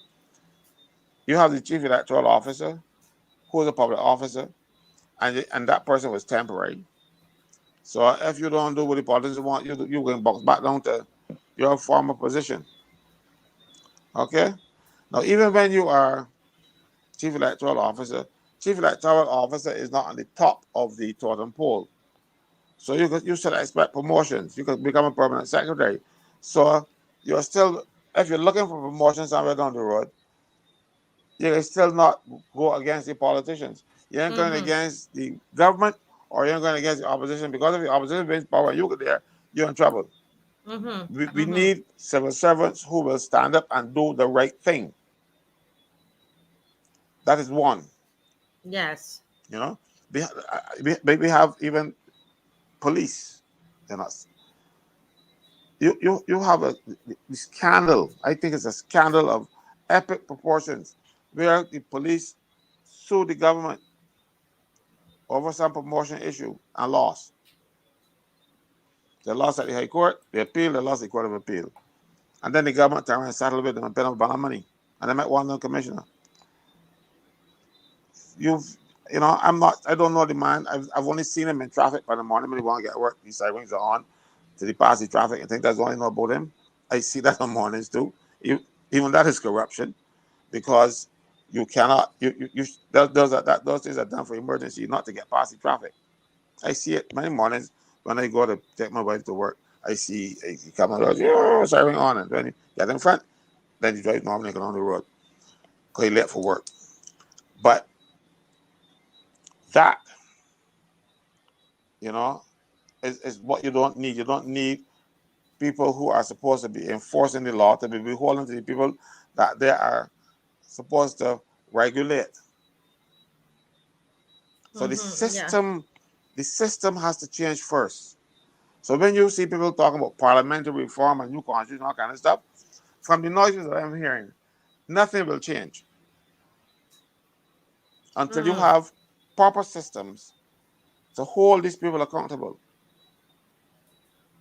And when you have the How prime are we minister, going to get those systems to hold the people accountable? Because if we don't, I mean, we are running the risk of sometimes you watch a lot of these African countries very, very wealthy, but the governing of the country just corrupt, and therefore the people, they're not able to prosper. It seems to me if something doesn't happen, this is where we're heading. But how do we get the systems? it will not Where do happen. we start? Where is the starting point? You see the four people on the screen. It starts with not me and you, but those other two, and people of like mind, and Like the Shaquani and Don. 373 of us that's on here tonight, what can Right? we do? The 373 that's watching tonight, what can we do? That's what I'm coming to. It Yeah. starts with new people coming in. That's what I'm talking about. Kimar and Jonathan and Shaquani and Don and people like that. And these 372 people on board with us, they vote for them. That's how it will start. Because these politicians right now are absolutely corrupt and they want to remain in office and they're going and they can do everything to stay there. They will change the law a little bit, but left enough loopholes in it that you can drive a truck through. You know? So we need different people coming in. And when they come in, then they can change the laws or to stay out. of the of the process. process. Problem mostly politicians we have are lawyers. And they go and And they go pass and pass laws laws. in the house to rob you, you know. I'll give an example. In England, you know, we always follow this from England. In England, you can buy your property and do the paperwork yourself. In Barbados, you can't. Or you can hire a conveyancer who is not an attorney at law, and he can do the paperwork for you. It charges less, a lot less. That was in England since 1985. And we follow England, but we've been following them in this regard because the lawyers that in Parliament make sure that they pass laws to make sure they get an income when they're no longer in the house. So that's the problem here. So we gotta get rid of that type. If you want, and look, trust me, I can beg you to trust me on this. Politicians who are lawyers and in the House of Assembly and the Senate, most of them don't read the bills because my short sojourn in the Senate would suggest to you that be sent back too many things because myself or Monique saw them. And said, well, how this could get up here? I remember one case Monique made noise because the finish section mid sentence. Then finished the sentence and it passed through the house. It went right through the house and passed. And nobody noticed till Monique said, but the sentence ain't finished. That's how bad it gets. So we don't need the politicians in the house. We don't need politicians in the house. We need people of integrity in the house. The politicians, the people, the lawyers could be civil servants to guide them in where the law is. That's what you need. You don't need the politicians. Yeah. I see. I see Jonathan is putting up Jonathan, his hand. yes. Yeah. Go ahead, Jonathan. Caswell is saying that they need people like me and Kimura, but in my opinion, I think we need more people like Caswell, persons of integrity, not just people that could speak good. I think where a lot of Bajans get tricked is people go on a platform and they speak very well, they carry themselves very eloquently, and they pander to people's emotions, and as a result, you say, "Oh, this body's sounding good, so let me vote for them." But we need more than just people with that are very good communicators. We need persons with actual integrity, and we need impartial parties that isn't.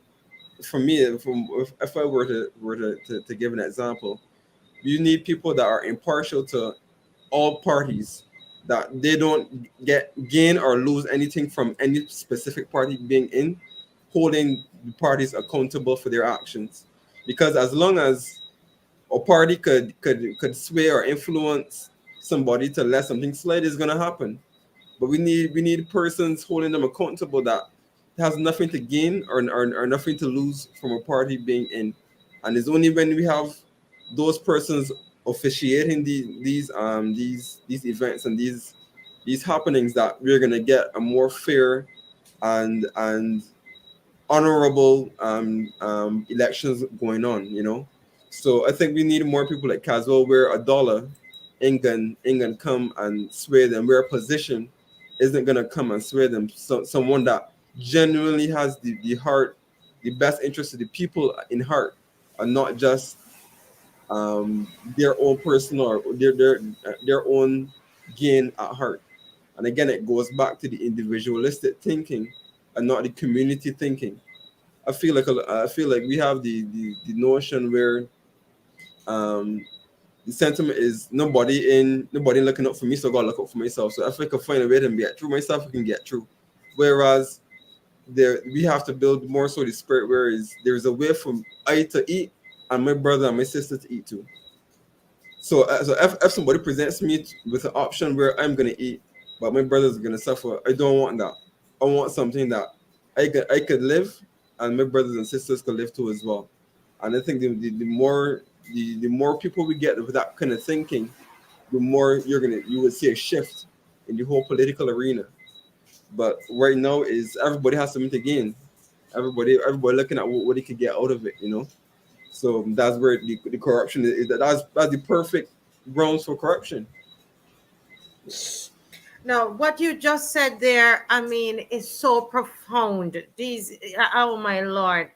You heard what he said. It's not, we tend to go, and we see it happen a lot of times in politics. And then whoever goes on the platform and they can get the crowd riled up and so on. And we assume that those are the leaders, right?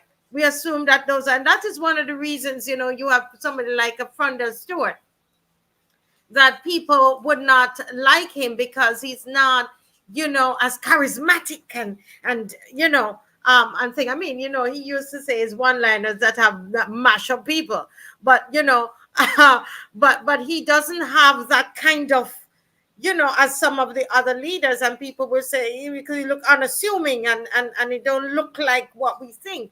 But does that mean that the person is a good leader because they speak well? And that was so profound. I thought what he said. Like, Kimar, what are your thoughts about what Jonathan just said there?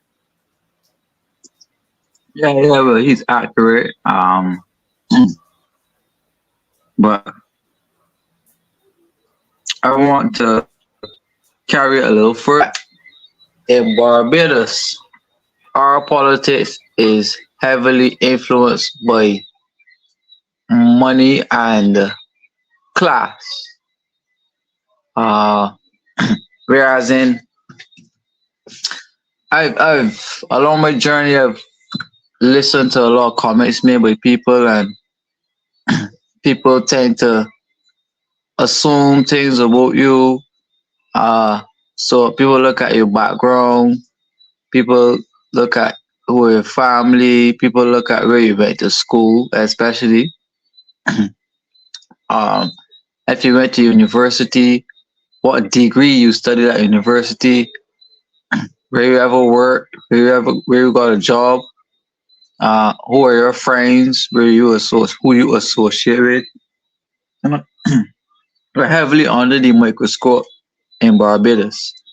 And you don't even have to be a politician. But in general, people in Barbados tend to hold you under the microscope, right? But when it comes to public life, we tend to give a pass to those persons who we believe come from the upper echelons of society, that they could tell any lie, steal any amount of money, break any law. And well, that's let's paraphrase it. She's a Motley, or he's a Motley, or he's a Cheltenham, or he's a this body or that body. So even if the police will let you go, and Cheltenham will sort that out for him. But if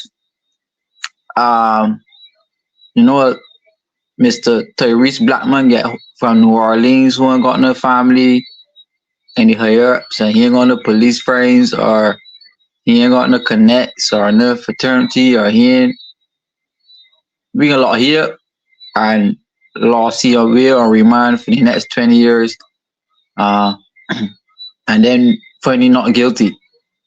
Right? These are things that happen in Barbados on a daily. And it happens in politics, because we even heard it on a political platform, as somebody here said, speaking about political pedigree. I had a very hard time in politics to start. I mean, sometimes if you hear the insults people throw your way coming into this thing, people want you to be driven a Mercedes Benz, to be in a suit, a tuxedo 24. So every time you leave your house, you have had on a tuxedo. Shoes got to be spick and span like a soldier. I mean, you have to be the perfect glitz glamour package. You gotta make sure you got a couple hundreds to buy drinks every time for the thing. And you're constantly expected to be what people quote the traditional polished politician. Like, so F. Marcia interested in politics decides to wear this nice top that she has downtown. Uh, and let me just say again, one of the more people who we would quote unquote class to be belonging to the upper echelon of society. They might say, I don't like Marcia's shirt. Marcia's shirt is a little too bright. I don't like, and like, but let that person wear the same shirt. Oh, that's such a lovely shirt. Where did you get that? Oh, S.Y. Adams? Oh, really? Why you must go there? I love it in S.Y. Adams. That's when you hate S.Y. Adams because you say cheap. But because Miss Fancy Dancy bought it from S.Y., you feel comfortable. You happy to, again, as we started, you happy to associate. But then you would want to look down on Marcia for going S.Y. Adams and wearing the same shirt. Right? So we do that to our own people. We judge them. We want to class them. And we help to perpetuate the narratives that these people in the upper echelons use to keep us down. And we keep down our own brothers and sisters and fight them down on behalf of people that don't even care anything about us.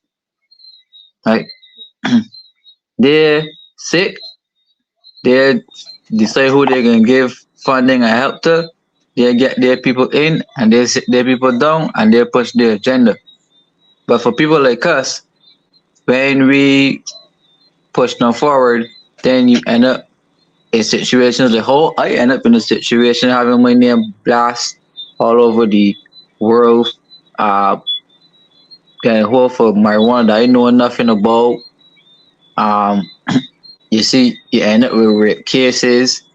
You end up with, you can't get a job in Barbados if you open a business to crash it. We do that to our own people. And people that look like us help to do that to us every day because they now got a taste of the life. So they would chop you down, threaten your life just to keep that because they no longer want to identify with the struggle, right? They no longer want to identify the struggle. They have now made it into the promised land.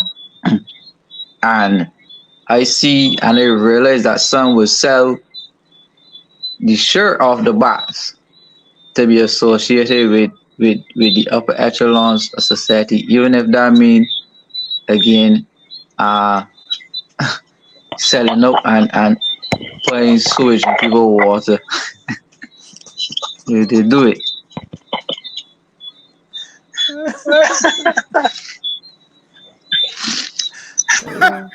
Kimar, I tell you, we need to pray for you now because you're being a thorn in these people's side.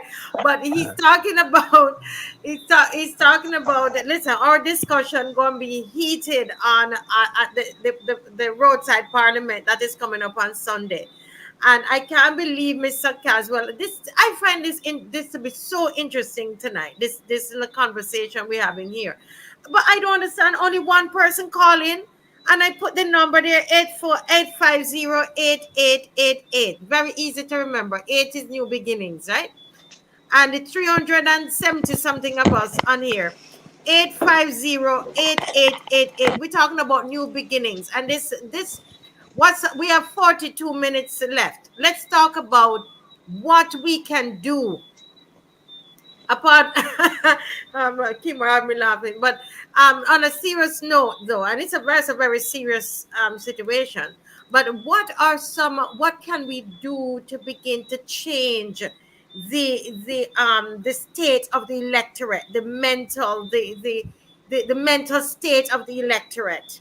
You understand what I'm saying? What can we do? So we talk about the systems. What can we do? The 370 something of us, what we need to do something. Go ahead, Mr. Franklin. It's going to be very hard for a hungry man to change anything, especially if you get a few dollars. So when politicians keep you in that state, you are there. And hopefully then eventually they give you a little job, the bushing somewhere and stuff, and you don't got time to think about those things. Because trust me, again, let me say, Barbadians knew Mayor Motley. And her conduct has been generally accepted in Barbados as not what we would be looking for in a leader. That's I'm going to put it no higher than that. But people voted for her, right? Because she was singing the best tune. And most likely her party was spending the most money. Because when they came in, the merchants out there with enough money packing in there, doing everything for them, they had money galore. Some of them even paid off their homes. But the money that they had to spend in the campaign, it was so much. You see, because the place is corrupt. We need to not only change that mindset of people, you have to have people to enforce the law. You can't get one without your next. You got to be working with them together. That mindset. Maybe people say my vote is too precious for you to buy. That is thinking that you have somebody come and tell me about one vote. I will call the police because you can't insult me like that. But if fella can get $500 or $300 or $50, you can insult him because he doesn't have anything. But I ain't got much. But you still didn't buy me. But a guy with a baby out there, I remember a day a fella came to my office and he asked if he could wash my car. Right? I said I wasn't really like washing thing. He said, "My skipper, I need some help because I got a child out there. I got to get some milk and pampers for it, and I ain't got nothing. I had a job and the bushing thing. I know the tech that way for me. I ain't got nothing. You know the ASH program and stuff, and I ain't got nothing. Well, I can't. I ain't feel good. I ain't feel like a man. I got to provide for my child. So I felt for him. I felt his pain. I tell you, well, you hold this. And I gave him $50. His next words were, "Who is you? The boy don't do this." You know? So I suppose he would have gone and voted for me then, whatever I had said, I want to vote. Yeah. You know what I mean? Because he needed that. Wow. So we have to change. We have to bring our people up Out of in that terms of the mendicancy. yeah, that's the word. You know that we and someone is saying here to bring the roadside parliament to other parishes, to get more audience awareness. You know, I remember when we were setting up at the first roadside parliament there, at WESTBURN Mall, there Baxter's Road and Westbury Road, which is where we're going to be on Sunday. One gentleman, he came and he sat down and he said, "So what you gonna do for me now?" He said to me, and I just watched him and I said to him, I said, "But it's not what I'm going to do for you. It's what we're coming here to discuss about, how to make a better Barbados for all of us." And he kept harping away, and he could not understand that we were not a political party. He could not. He said, "Oh, you're an opposition party." I said, "No, we're not." And I spent so much time, and he would go supermarket and pass back and still talking until I think he finally something clicked. So we have to continue to do that. So that's one of the things that we can do. And as Caswell is saying, it's a change that mentality. Kimar, what else can we do? And those of you are in the chat, because if not, this will become like a little talk shop. That we don't do anything that to bring about that change. But we see that we really need a mindset change of of our Bajan people. Kimar, what in terms of What in terms of solution? solution? Oh boy, Yeah. Oh boy, there's something a there's bit. a bit. Um, Hello? Okay, let me turn okay, on let me my turn mic. on my mic. Hello? Asha. Yes, go ahead, Yes, go ahead, Kimar. Kimar. Right. Well, I think it starts with the education of the people, educating the people. So I think we're doing a good job so far as to bringing awareness to issues But to become more practical, some people will want to know, although you tell them that we are not a political party, they still would like to know something as to what you could tell me to help in my everyday life. Give me a solution, give me an idea, give me a plan, Tell me something that I could do to, uh, even if it could not to just telling me where I could get a job opportunity. Things as simple as that. So what I find is that I've tried to offer programs in constituency. I saw it with some of my other colleagues as well. You may have ideas to bring programs to a constituency, but then when you get to the community, your bright ideas is not necessarily what the people want. So like I said, I put forward solutions thinking that I had the best ideas even before to try to get them implemented. And then, and all the goodness, then the people realize, well, people say, well, this is not what we want, this is what you putting forward, but what you putting forward and what the community may need, and that's not what you think. So then you don't have to try to get to know.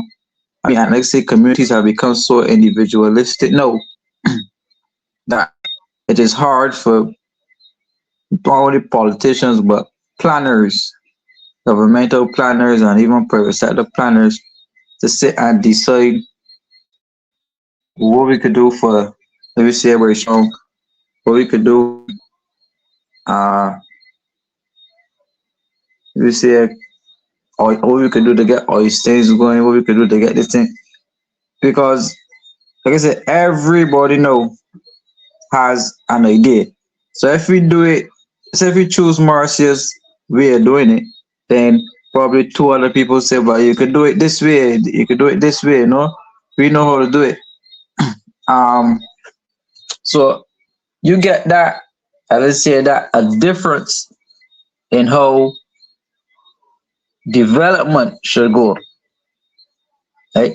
So I say all that to say that I like to draw my ideas. I like to offer knowledge, give information, but I like to draw my ideas and hearing from the people and you telling me what you want, what you expect, and then I could tell you where I could go about it in this structured way, or whether there's not that, and then we could seek now to put legislation, or we could seek to put something in place to help that particular problem. Because, like I say, people do not expect or they don't practice that type of collective thing that, well, if you just fix the part here for the kids, I'll be okay with that. That's not it so much anymore. Each individual house, you have to talk to them and see what they want. And it's not just speaking as a family, you gotta talk to each one because you give one sister a job, that don't mean that everybody in the house happy. Everybody in that house want a job. And if you get one not in next, the next one vex and use a dog, or you give my sister a job and you don't give me that. Right? So I mean, sometimes the expectations of a political representative are unrealistic, I find. And like I said, unless you're doing you filthy rich or you have access to a wash of money, um, it is often difficult. This is often difficult to come up with a collective plan that will benefit entire communities when society now has gone to basically individual, or it is so close to the brink, a total individualistic representation. Mhm. You see, what is happening here? People are not educated even about the voting process. When you go to the polling station, right? They ask you your name and ID card, and they write some information of the bank ID card on the slip. They give you that voting thing comes in two pieces. They give you one to go and broadcast on, and there's a counterfoil with your number on it. Now that can be traced back to you if there is a dispute in the elections. But the problem is that the two of them are never together after that election. One goes to the registration department and the other one goes to the Supreme Court registry. So you can't get the two pieces to put together to say who voted for whom unless a court orders it. But a lot of people will tell you, if you don't vote for me, I will know. You can't know. Because you would have to go and get a crooked registrar at the Supreme Court and a crooked Electoral and Boundaries Commission and Chief Electoral Officer. And I doubt very much that you're going to have all them crooked at the same time. So you cannot know unless a judge now orders if there's people say, well, something wrong with the vote and the judge wants to see who voted what, he can then have them put together and see. I say, well, I voted for John Smith, but no, my ballot showing that, but my vote didn't go to John Smith. That kind of thing you can check. But it is not easy to do that. And it is virtually impossible to do so because you got to go in the ring. Like for instance, when I wanted to find out how much people actually spent on the election campaign, I had to go to the Electoral and Boundaries, not Electoral Boundaries Commission, to the Supreme Court registry and pay my $3 to get the documents. Because the fee is only is a small fee because it was a big fee back when the act was first passed. But now you can go and pay $3 and get all of them. And I saw election returns where candidates did not have a poster, they did not have a telephone in their campaign office, and things like that. All right. So a chief electoral officer who reviewing these claims could say, "Look, that's impossible. Why I saw his posters when he was driving on the road. So how come he didn't declare them?" But you see, you have to pay. You have to declare less than the maximum that you have there. Like the case I used with 6,000 person like in the thing, you have to then declare up to $60,000. You can't claim more because if you do that, you lose your seat. But everybody pays more. Everybody pays more because of the kind of campaigns that we got. Our laws expect people like him who don't have any money to be able to compete. Money has corrupted the system. That is why I'm saying that we need a new thinking and we need new people. Like these young people coming up who are still out there with their kind of, I can't say, integrity intact. And they haven't been influenced. Caswell, this thing is so bad, right? This thing is so bad that on election day, January 2022, I drove into a neighborhood and just checking with the people to make sure everything was good. And when I got there, the vehicle I was in was swarmed by a group of people. I mean, so many people. I mean, like 100 people just out there in the road standing up, and we can't pass. So, I mean, when we take and they ask what was going on or whatever, people say, "Oh, we were here waiting on you," and it was like waiting on me. They were like, "Yeah, they were waiting on you.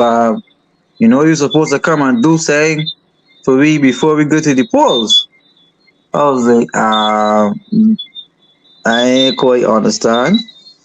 I was like, oh, we thought you knew how it goes over here. You gotta pay each of we.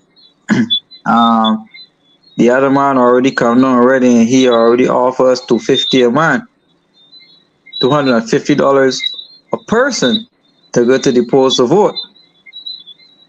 So I was like, what? Well, hey, I don't got to 50, so I guess I won't be getting a vote now, cause I mean, I tell you, hundreds and hundreds of people just standing up in the road just daily. Like, I mean, who had up chairs, sitting on steps. And this thing, like it was such a culture shock for me that all of these people here saying, "No, waiting, calm, calm, calm," with the IDs in the hand, and saying, "Well, we don't move from here. Whoever come down and bring down the money, we just move for." And I can't believe that it was a youth. I probably would never win a seat in my life if this way it takes to this way it takes to win elections in Barbados. No, but that No, but but that that but is that is reality. reality. And what these people don't know or don't understand is that you could take the money and go and vote. They will never know who you vote for. So you take the money, eat them out, and vote them out. Yeah, That's but what the, that is what I want Jonathan to come in here, but let me just say that that is what I'm saying, that with this information is to find ways on how we can educate the people so that they could reach a stage where that Caswell, first of all, that they don't want it, and not pushing for it, but to understand that, listen, I could vote for who I want to vote for. But you were saying something, Jonathan. Mike. Your mic, yes. Yes, I just wanted to mention in terms of corruption and persons in positions saying corruption and not saying anything. I think that is heavily embedded even in our culture, where is like a I ain't selling out mentality. Like me, I ain't see nothing, I ain't hearing nothing, kind of thing. But the thing is, can you hear me? Hello. I can hear you. I'm hearing you. Okay. So, but the thing is, I'm sure a lot of us, we wouldn't watch somebody being raped and say, "Oh, this person being raped, but I ain't saying no or I ain't saying anything." No, that's something that would demand you to intervene and demand you to say something about it. And the thing is, when there's corruption in issues like this, it's something that affects all of us. So it's like the people are the ones being raped. So we should feel we have to get a sense of pride in ourselves. We have to get a sense of integrity within ourselves, where we say like, no, it can't stand. But even if it may cost me, and again, it's easy for us to sit down and to say, oh, you should have integrity and you should speak up on these things. But it's another thing to have a real position that may be helping you pay your mortgage or pay your bills, whatever the case may be, and make that decision to say, no, I have to speak up on this thing. But the thing is, there's no reward for integrity. But integrity is something that is just ingrained within you, or something that you've made the personal decision to stand for, and it comes at a price. It comes at a cost. And the thing is about integrity, it gives you a clear conscience. You know, so that's a personal decision that everyone has to make for ourselves. But we need that. This is something that we need to encourage more within our people. Look at how Kimar just gave the story of being told that he has to give some sort of money in order for a vote. That really goes to show again the people don't really understand the consequences of their actions. They're cashing in, but they don't realize how actually important their vote is. You know, actually they don't understand there's a reason why people are willing to pay for them to go and vote to begin with. You know, so I just wanted to say to give that. My mic is echoing. Okay, it's a bit better now. But this, if you remember Caswell in the speech, I wish I could find it now. But it's a mirror image speech. Actually, that is what really triggered it for Barra. That one of the things that he was talking about, he was saying, what kind of mirror image do you have of yourself when you're allowing yourself to be seen and to be treated in that light, and to be where you are selling your vote. He was basically talking about that in that speech. And it was a hard speech to give, because he was inspiring the people, but he was whipping them and saying that you have to think better than that, better, about yourself, right? But people thought, how could he give a speech like that before the election? But he won the election. he talks straight to the people, and I think that we will have to find ways of speaking to the people about the power of the vote, you know, or the just the sacredness of your vote.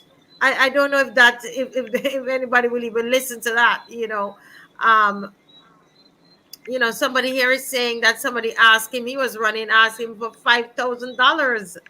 You know how much money you're gonna have to give out to people, five to distribute 5,000 for one person? Huh? That is crazy. That is crazy. And I know that tonight we didn't come up with any big issue, and I know Kimar has enough things. You could talk about Mr. Franklin have enough things as well. But it's good that we have this kind of discussion, to talk about the climate, and just what is happening in Barbados in terms of politics, corruption, and for there to be meaningful change, because it is us, the people, that will bring about the meaningful change. And if we're not educated enough to be able to you know to make the change, then it's not we all we're going to do is to go around in circles. What is this? Let me just read some of what the people are saying. Crypto Nitilcon says some voters don't understand the true purpose of voting. They just see it as a cash for vote opportunity. And so that's the thing. How can we help the 366 or 70 how much of us on here, right? We also we need to get into the community like we are. However, the people have to show up. There are power in the numbers. So when we come out at the roadside parliament, when you hear it, come out, attend. Be there in person. People crowd when people see other people. It encourages them to come out, right? When they see people out, they see people there, then they say, "Oh, people over there," then they come out, right? So that is somebody's talking about teaching civics in the primary and secondary schools. Yeah. These are just ideas coming out of the group as we talk tonight. Now, Marcia, Right. I want to Yes. read some. I want to read something for you. Let me just find it here. Yes, go ahead, go ahead. People with it's 10A of the Election Offenses and Controversies Act. 10 capital A, 10A, because it was an amendment done in 19. I'm trying to remember the year now, but it was under Tom Adams, and it says here.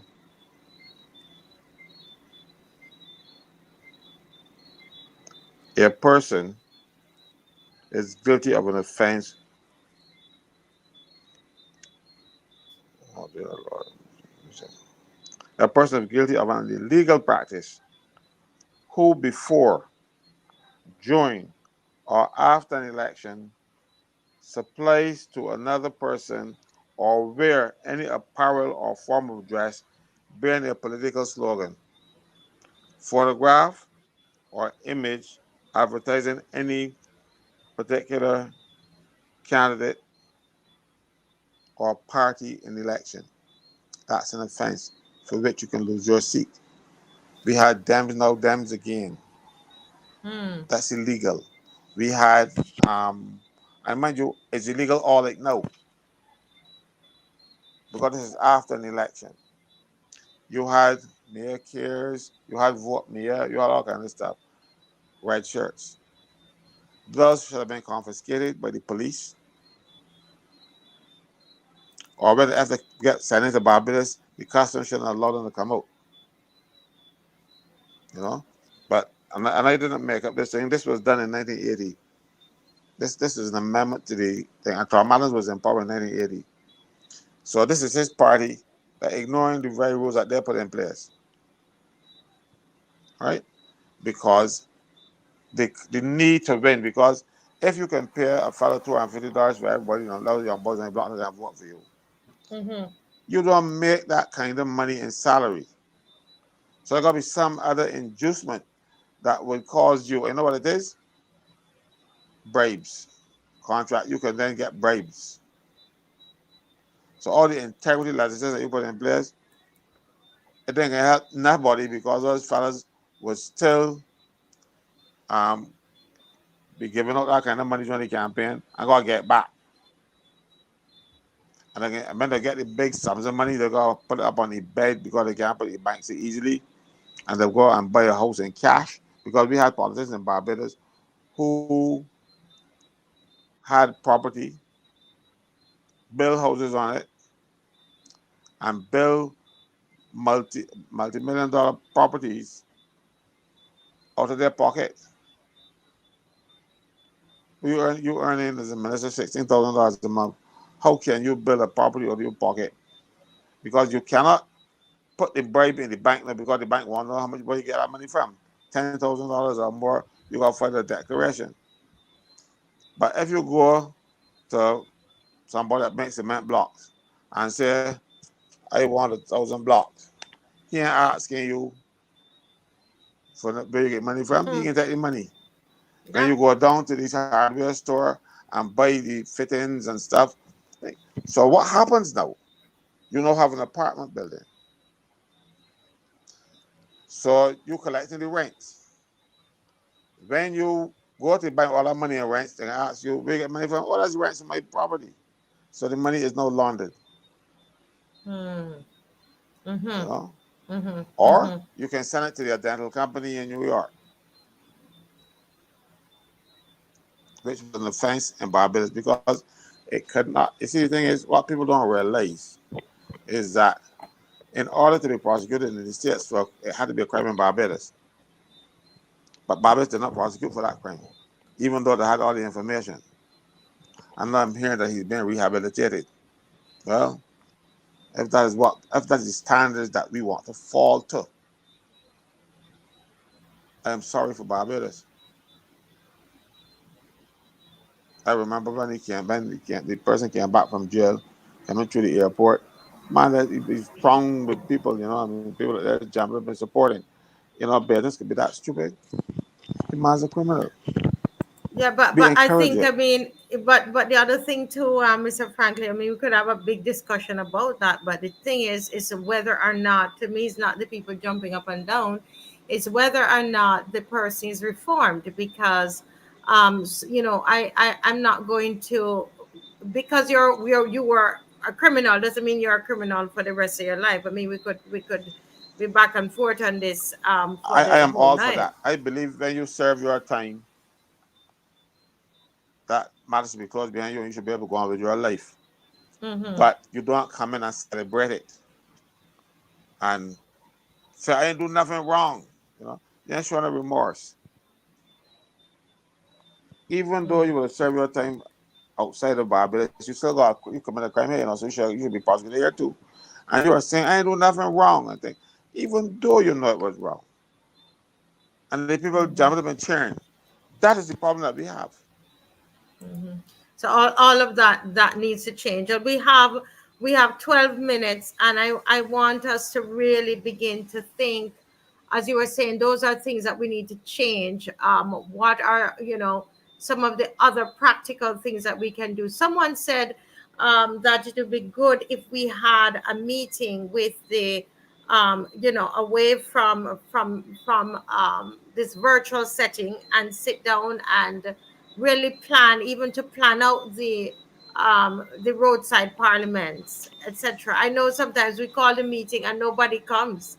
We will go and it's three or four persons turn up. The last meeting that we had, it was probably four of us, five of us there, myself and Caswell included, and three others, you know. But it's how serious we are about it. And as I said, tonight it might not feel like a hype night, but I think that is a very, very important night, because we are really talking about some of the issues. Because we can come and we can present all of these big problems and these big revelations, that these big things that we come in with, but then we're putting it on a system that doesn't work. We nothing is going to, come of it. So what can we do in the next 10 minutes if we were to itemize what it is that we want to do? We said the parliament, roadside parliament, is important, and it's important that we move it around and that we use it, continue to use it to educate. Somebody asked for a meeting to plan those, the roadside parliaments, I guess the content, I guess that person is talking about the content of what needs to be planned. Anybody else? Anything else that's tangible, practical that we can do? I think education is a big thing that I see keep coming up in the chat. Someone talked about, and I spoke about it too, and others were talking about holding the officials accountable to the laws in terms of the election that you call them electoral boundaries and commission. Is that what it's Ele- called? Electoral Boundaries Commission. Boundaries Commission, to be able to hold them accountable. Is there anything else that we can suggest in the next 9 minutes? Practical, something practical that we can actually work on. What we need to do is to have the Electoral Boundaries Commission not appointed by the Prime Minister and the Leader of the Opposition, but that should be a function of the President, who should Can you remain. repeat that? Repeat what you said, Mister. Take it The slow. Electoral and Boundaries Commission is the five people, Mm-hmm. three appointed by the Prime Minister and three appointed by appointed by the recommendation of the Prime Minister and two appointed by the recommendation of the Leader of the Opposition. In Mm-hmm. this case, now, if there's a question where the um, opposition is required to make an appointment and there's no opposition leader, then the president makes that appointment. So this time the president will have two when this boundaries commission goes out of office, because they serve 5 years, but they start in the middle of election cycle. So they span elections. But I do not believe that they should be appointed by any politicians. They should be appointed by the president, because this thing, you have Electoral and Boundaries Commission with three people working for the government and two for the opposition. So anytime the government proposes, then the government people can vote for them. Yeah. How do we change that? What can we do? Well, Somebody's asking here. that is What that is practically? Yeah. that is embedded in the constitution. So you need to take it out. Because Oh. this new constitution review commission that I have there now, something like that should be in the new constitution, where the president, not the politicians, because the politicians are regulating themselves. Mm-hmm. Basically, when you have a situation where the politicians regulating themselves, they're going to put people of like mind to serve them. Mm-hmm. Mm-hmm. And Mm-hmm. the chairman of the Electoral and Boundaries Commission, he he's a usually is a party stalwart, or of party financier. I know about them well. I've been around the parties long. There Mm-hmm. are people who they know they can trust to do the wrong thing. We need the president to appoint people in her own deliberate judgment, and hopefully then we wouldn't get these political yard folks occupying the positions. We had Okay. Leslie Haynes, who is the chairman of National Insurance. He's also chairman of the Electoral and Boundaries Commission, right? But he's a multi-loyalist. But Mr. Franklin, at this point, I mean the Constitution, I mean everything is now closed. I mean at this point we can't do anything about that for the next election. Is there anything that we can actually do? Is it a petition? Is it to write in the newspaper? Can we write articles about it?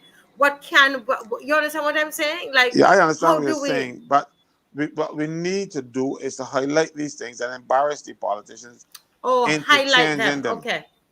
So we You need to know, highlight them so we can write articles about it in the newspaper. We can hold, talk about it at probably at the same roadside parliament continue to, to highlight, find Not ways to only in highlight the it. local paper, because you don't get things in the local paper. I'll give you an example, but getting things in the local paper. Prior to the 2018 elections, I was a columnist in the Nation. And when I became a senator, the editor-in-chief then called me and said, Caswell, you can still write for me? I said, sure, no problem. And I sat down there and they wrote a column because the Prime Minister had made certain statements that were absolutely untrue. I didn't call a liar. I didn't say, I just wrote the Prime Minister's statement and then I then wrote what the law said next to them. For instance, she said that the Constitution requires you to have 3 ministers from the Senate. That's when she wanted to put in her people, so she said they must have 3 people from the Senate. So I went to the Constitution, and the Constitution says that the cabinet will consist of the Prime Minister and not less than 5 people.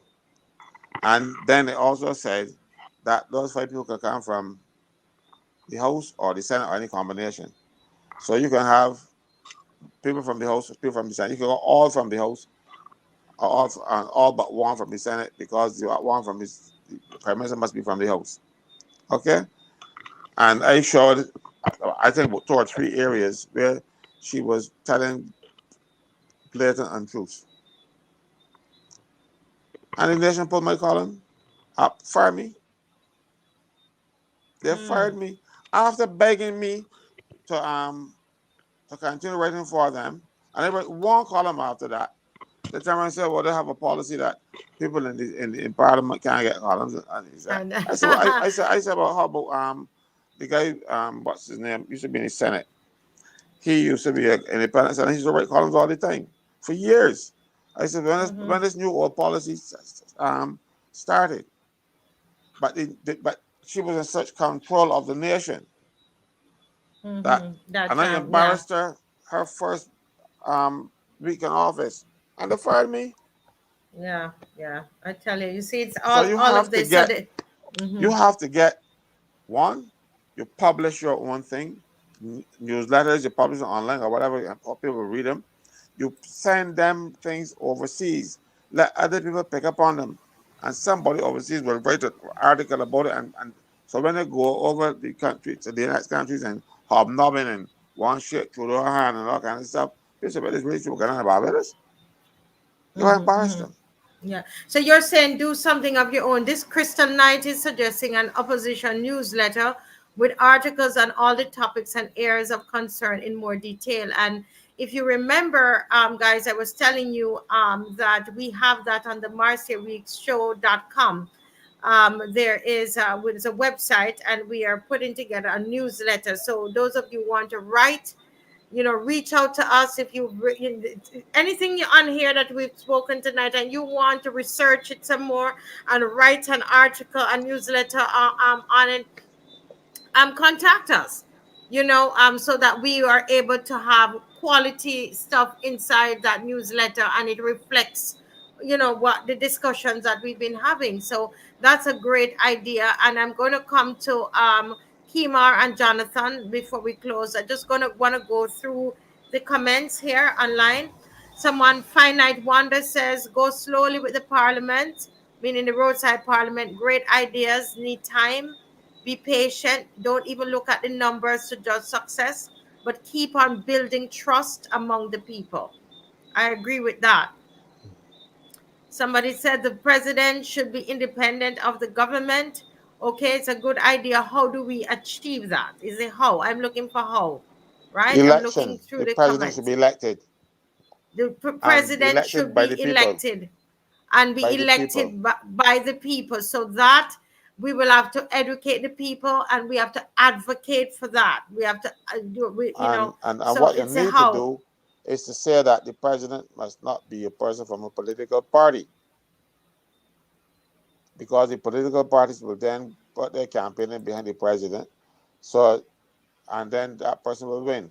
You want a president who is, even if they were a politician, they're away from politics for at least 10 years or something, so they're not going in there, and they can't go in there on a party ticket because the party tickets will become illegal for electing the president. So the president is Mhm. elected by the people and should serve the people and not the party. And the party. Okay, thank you so much, Mr. Franklin. Nicole Wickham said relieve elected representatives from being heads of ministries so that they can focus on representation rather than offering favors through their influence within a ministry. Nicole, you could write about that. You can write about that, do an article if you write, or those who make videos, whatever you can do. Somebody here is saying, somebody suggested a picnic. Let's hold a picnic and bring people together at a picnic. That's something that we discussed before. And Kamar is saying to reach out to Heather and her list of topics and call for volunteers. Okay, so we're gonna follow through. I'm gonna follow through on Heather, and if there are any of the ideas here suggested and you can help in making it happen. We're at almost 400 people on here tonight. If we can help in making it happen, take the initiative. We don't have much time. We don't have much time, right? Um, um, Let me go with Jonathan. Jonathan, we're out of time. 1 minute. Well, you're hearing all of this here, and I could see your head going in all kinds of your mind, all different directions. What do you have to say? Finally, what's the final comment this evening? I think this having discussions like this is definitely a great start. I agree with the sentiment and that some of the commenters make in terms of keep on building trust with the people. And I think as we continue to brainstorm ways and ideas of making change, that's something that will stick. And the thing is, politicians only start checking for the people months before the elections. But if we continue doing this work, by the time politicians ready to come around to come to the people will have questions that they will have to give answers to. So I think this Mm, is a great start to getting the people aware of what's going on in politics. yes, powerful. Yes, very good. Kimar. Hey, my 1 minute. Uh, while we may give the politicians a bad rap, I want to remind people also that politicians are human beings also. They have lives, they have bills, they have families. They're just normal people like many of us. So I just want to encourage the public to not have unrealistic expectations of what a political figure can and cannot do. Because I think that sometimes we put ourselves out there expecting these politicians to basically move the earth to please, and then when they can't, we get angry uh, from that angle. So I want to say that to also say that we need more responsible people to continue to build, as Jonathan said, build trust among the population, return integrity back to politics, return the government and governance of Barbados back to the people of this country so that they feel included into the political process again. I want to send another message to my church brethren, my Christians, Christian community, even the gangsters on the blocks have connections to the prime minister now. So I want to encourage you to don't turn away. This needs to be all inclusive. We need the gangsters, we need the Christians, we need the Muslims, we need the white, the black. We need everybody to come under one umbrella and unite in Barbados.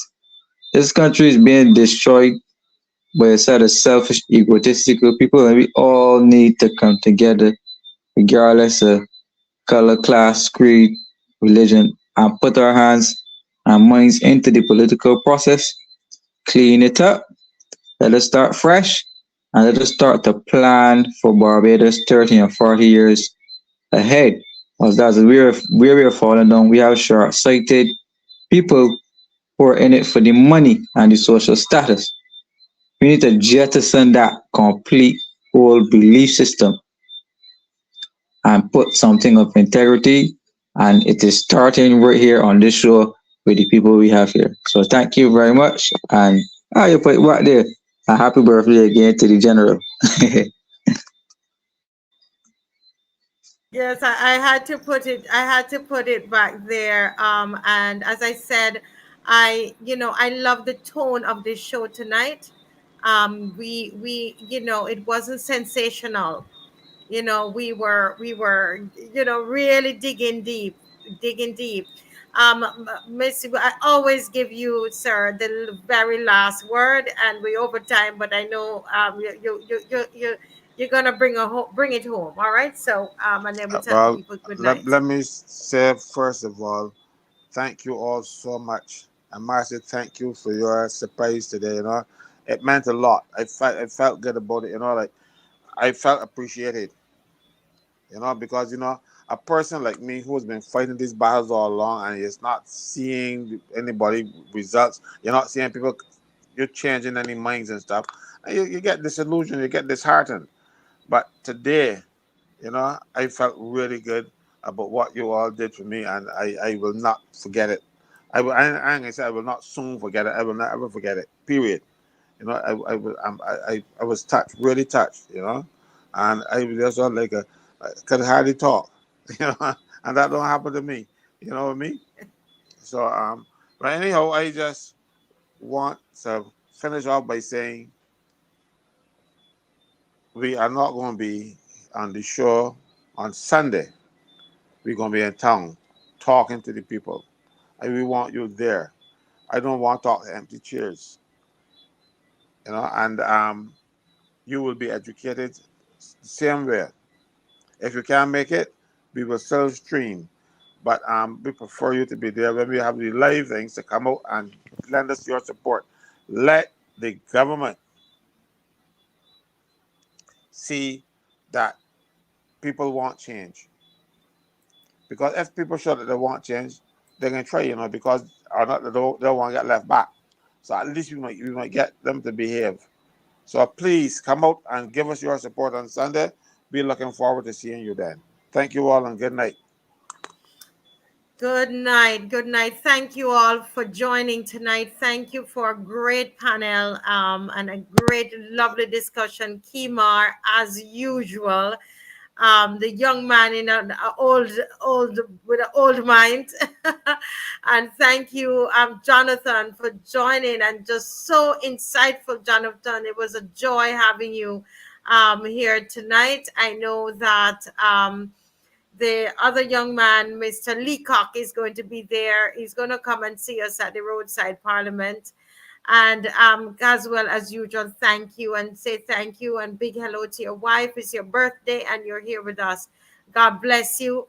And for everybody who's been supporting and who came on, God bless you all. And we see you on Sunday. Remember, don't look for us at 7 o'clock. We're going to be at the location at 5 o'clock. Is a public meeting, so please come out, okay, and support. God bless you all. And those of you, you can bring a donation to help us.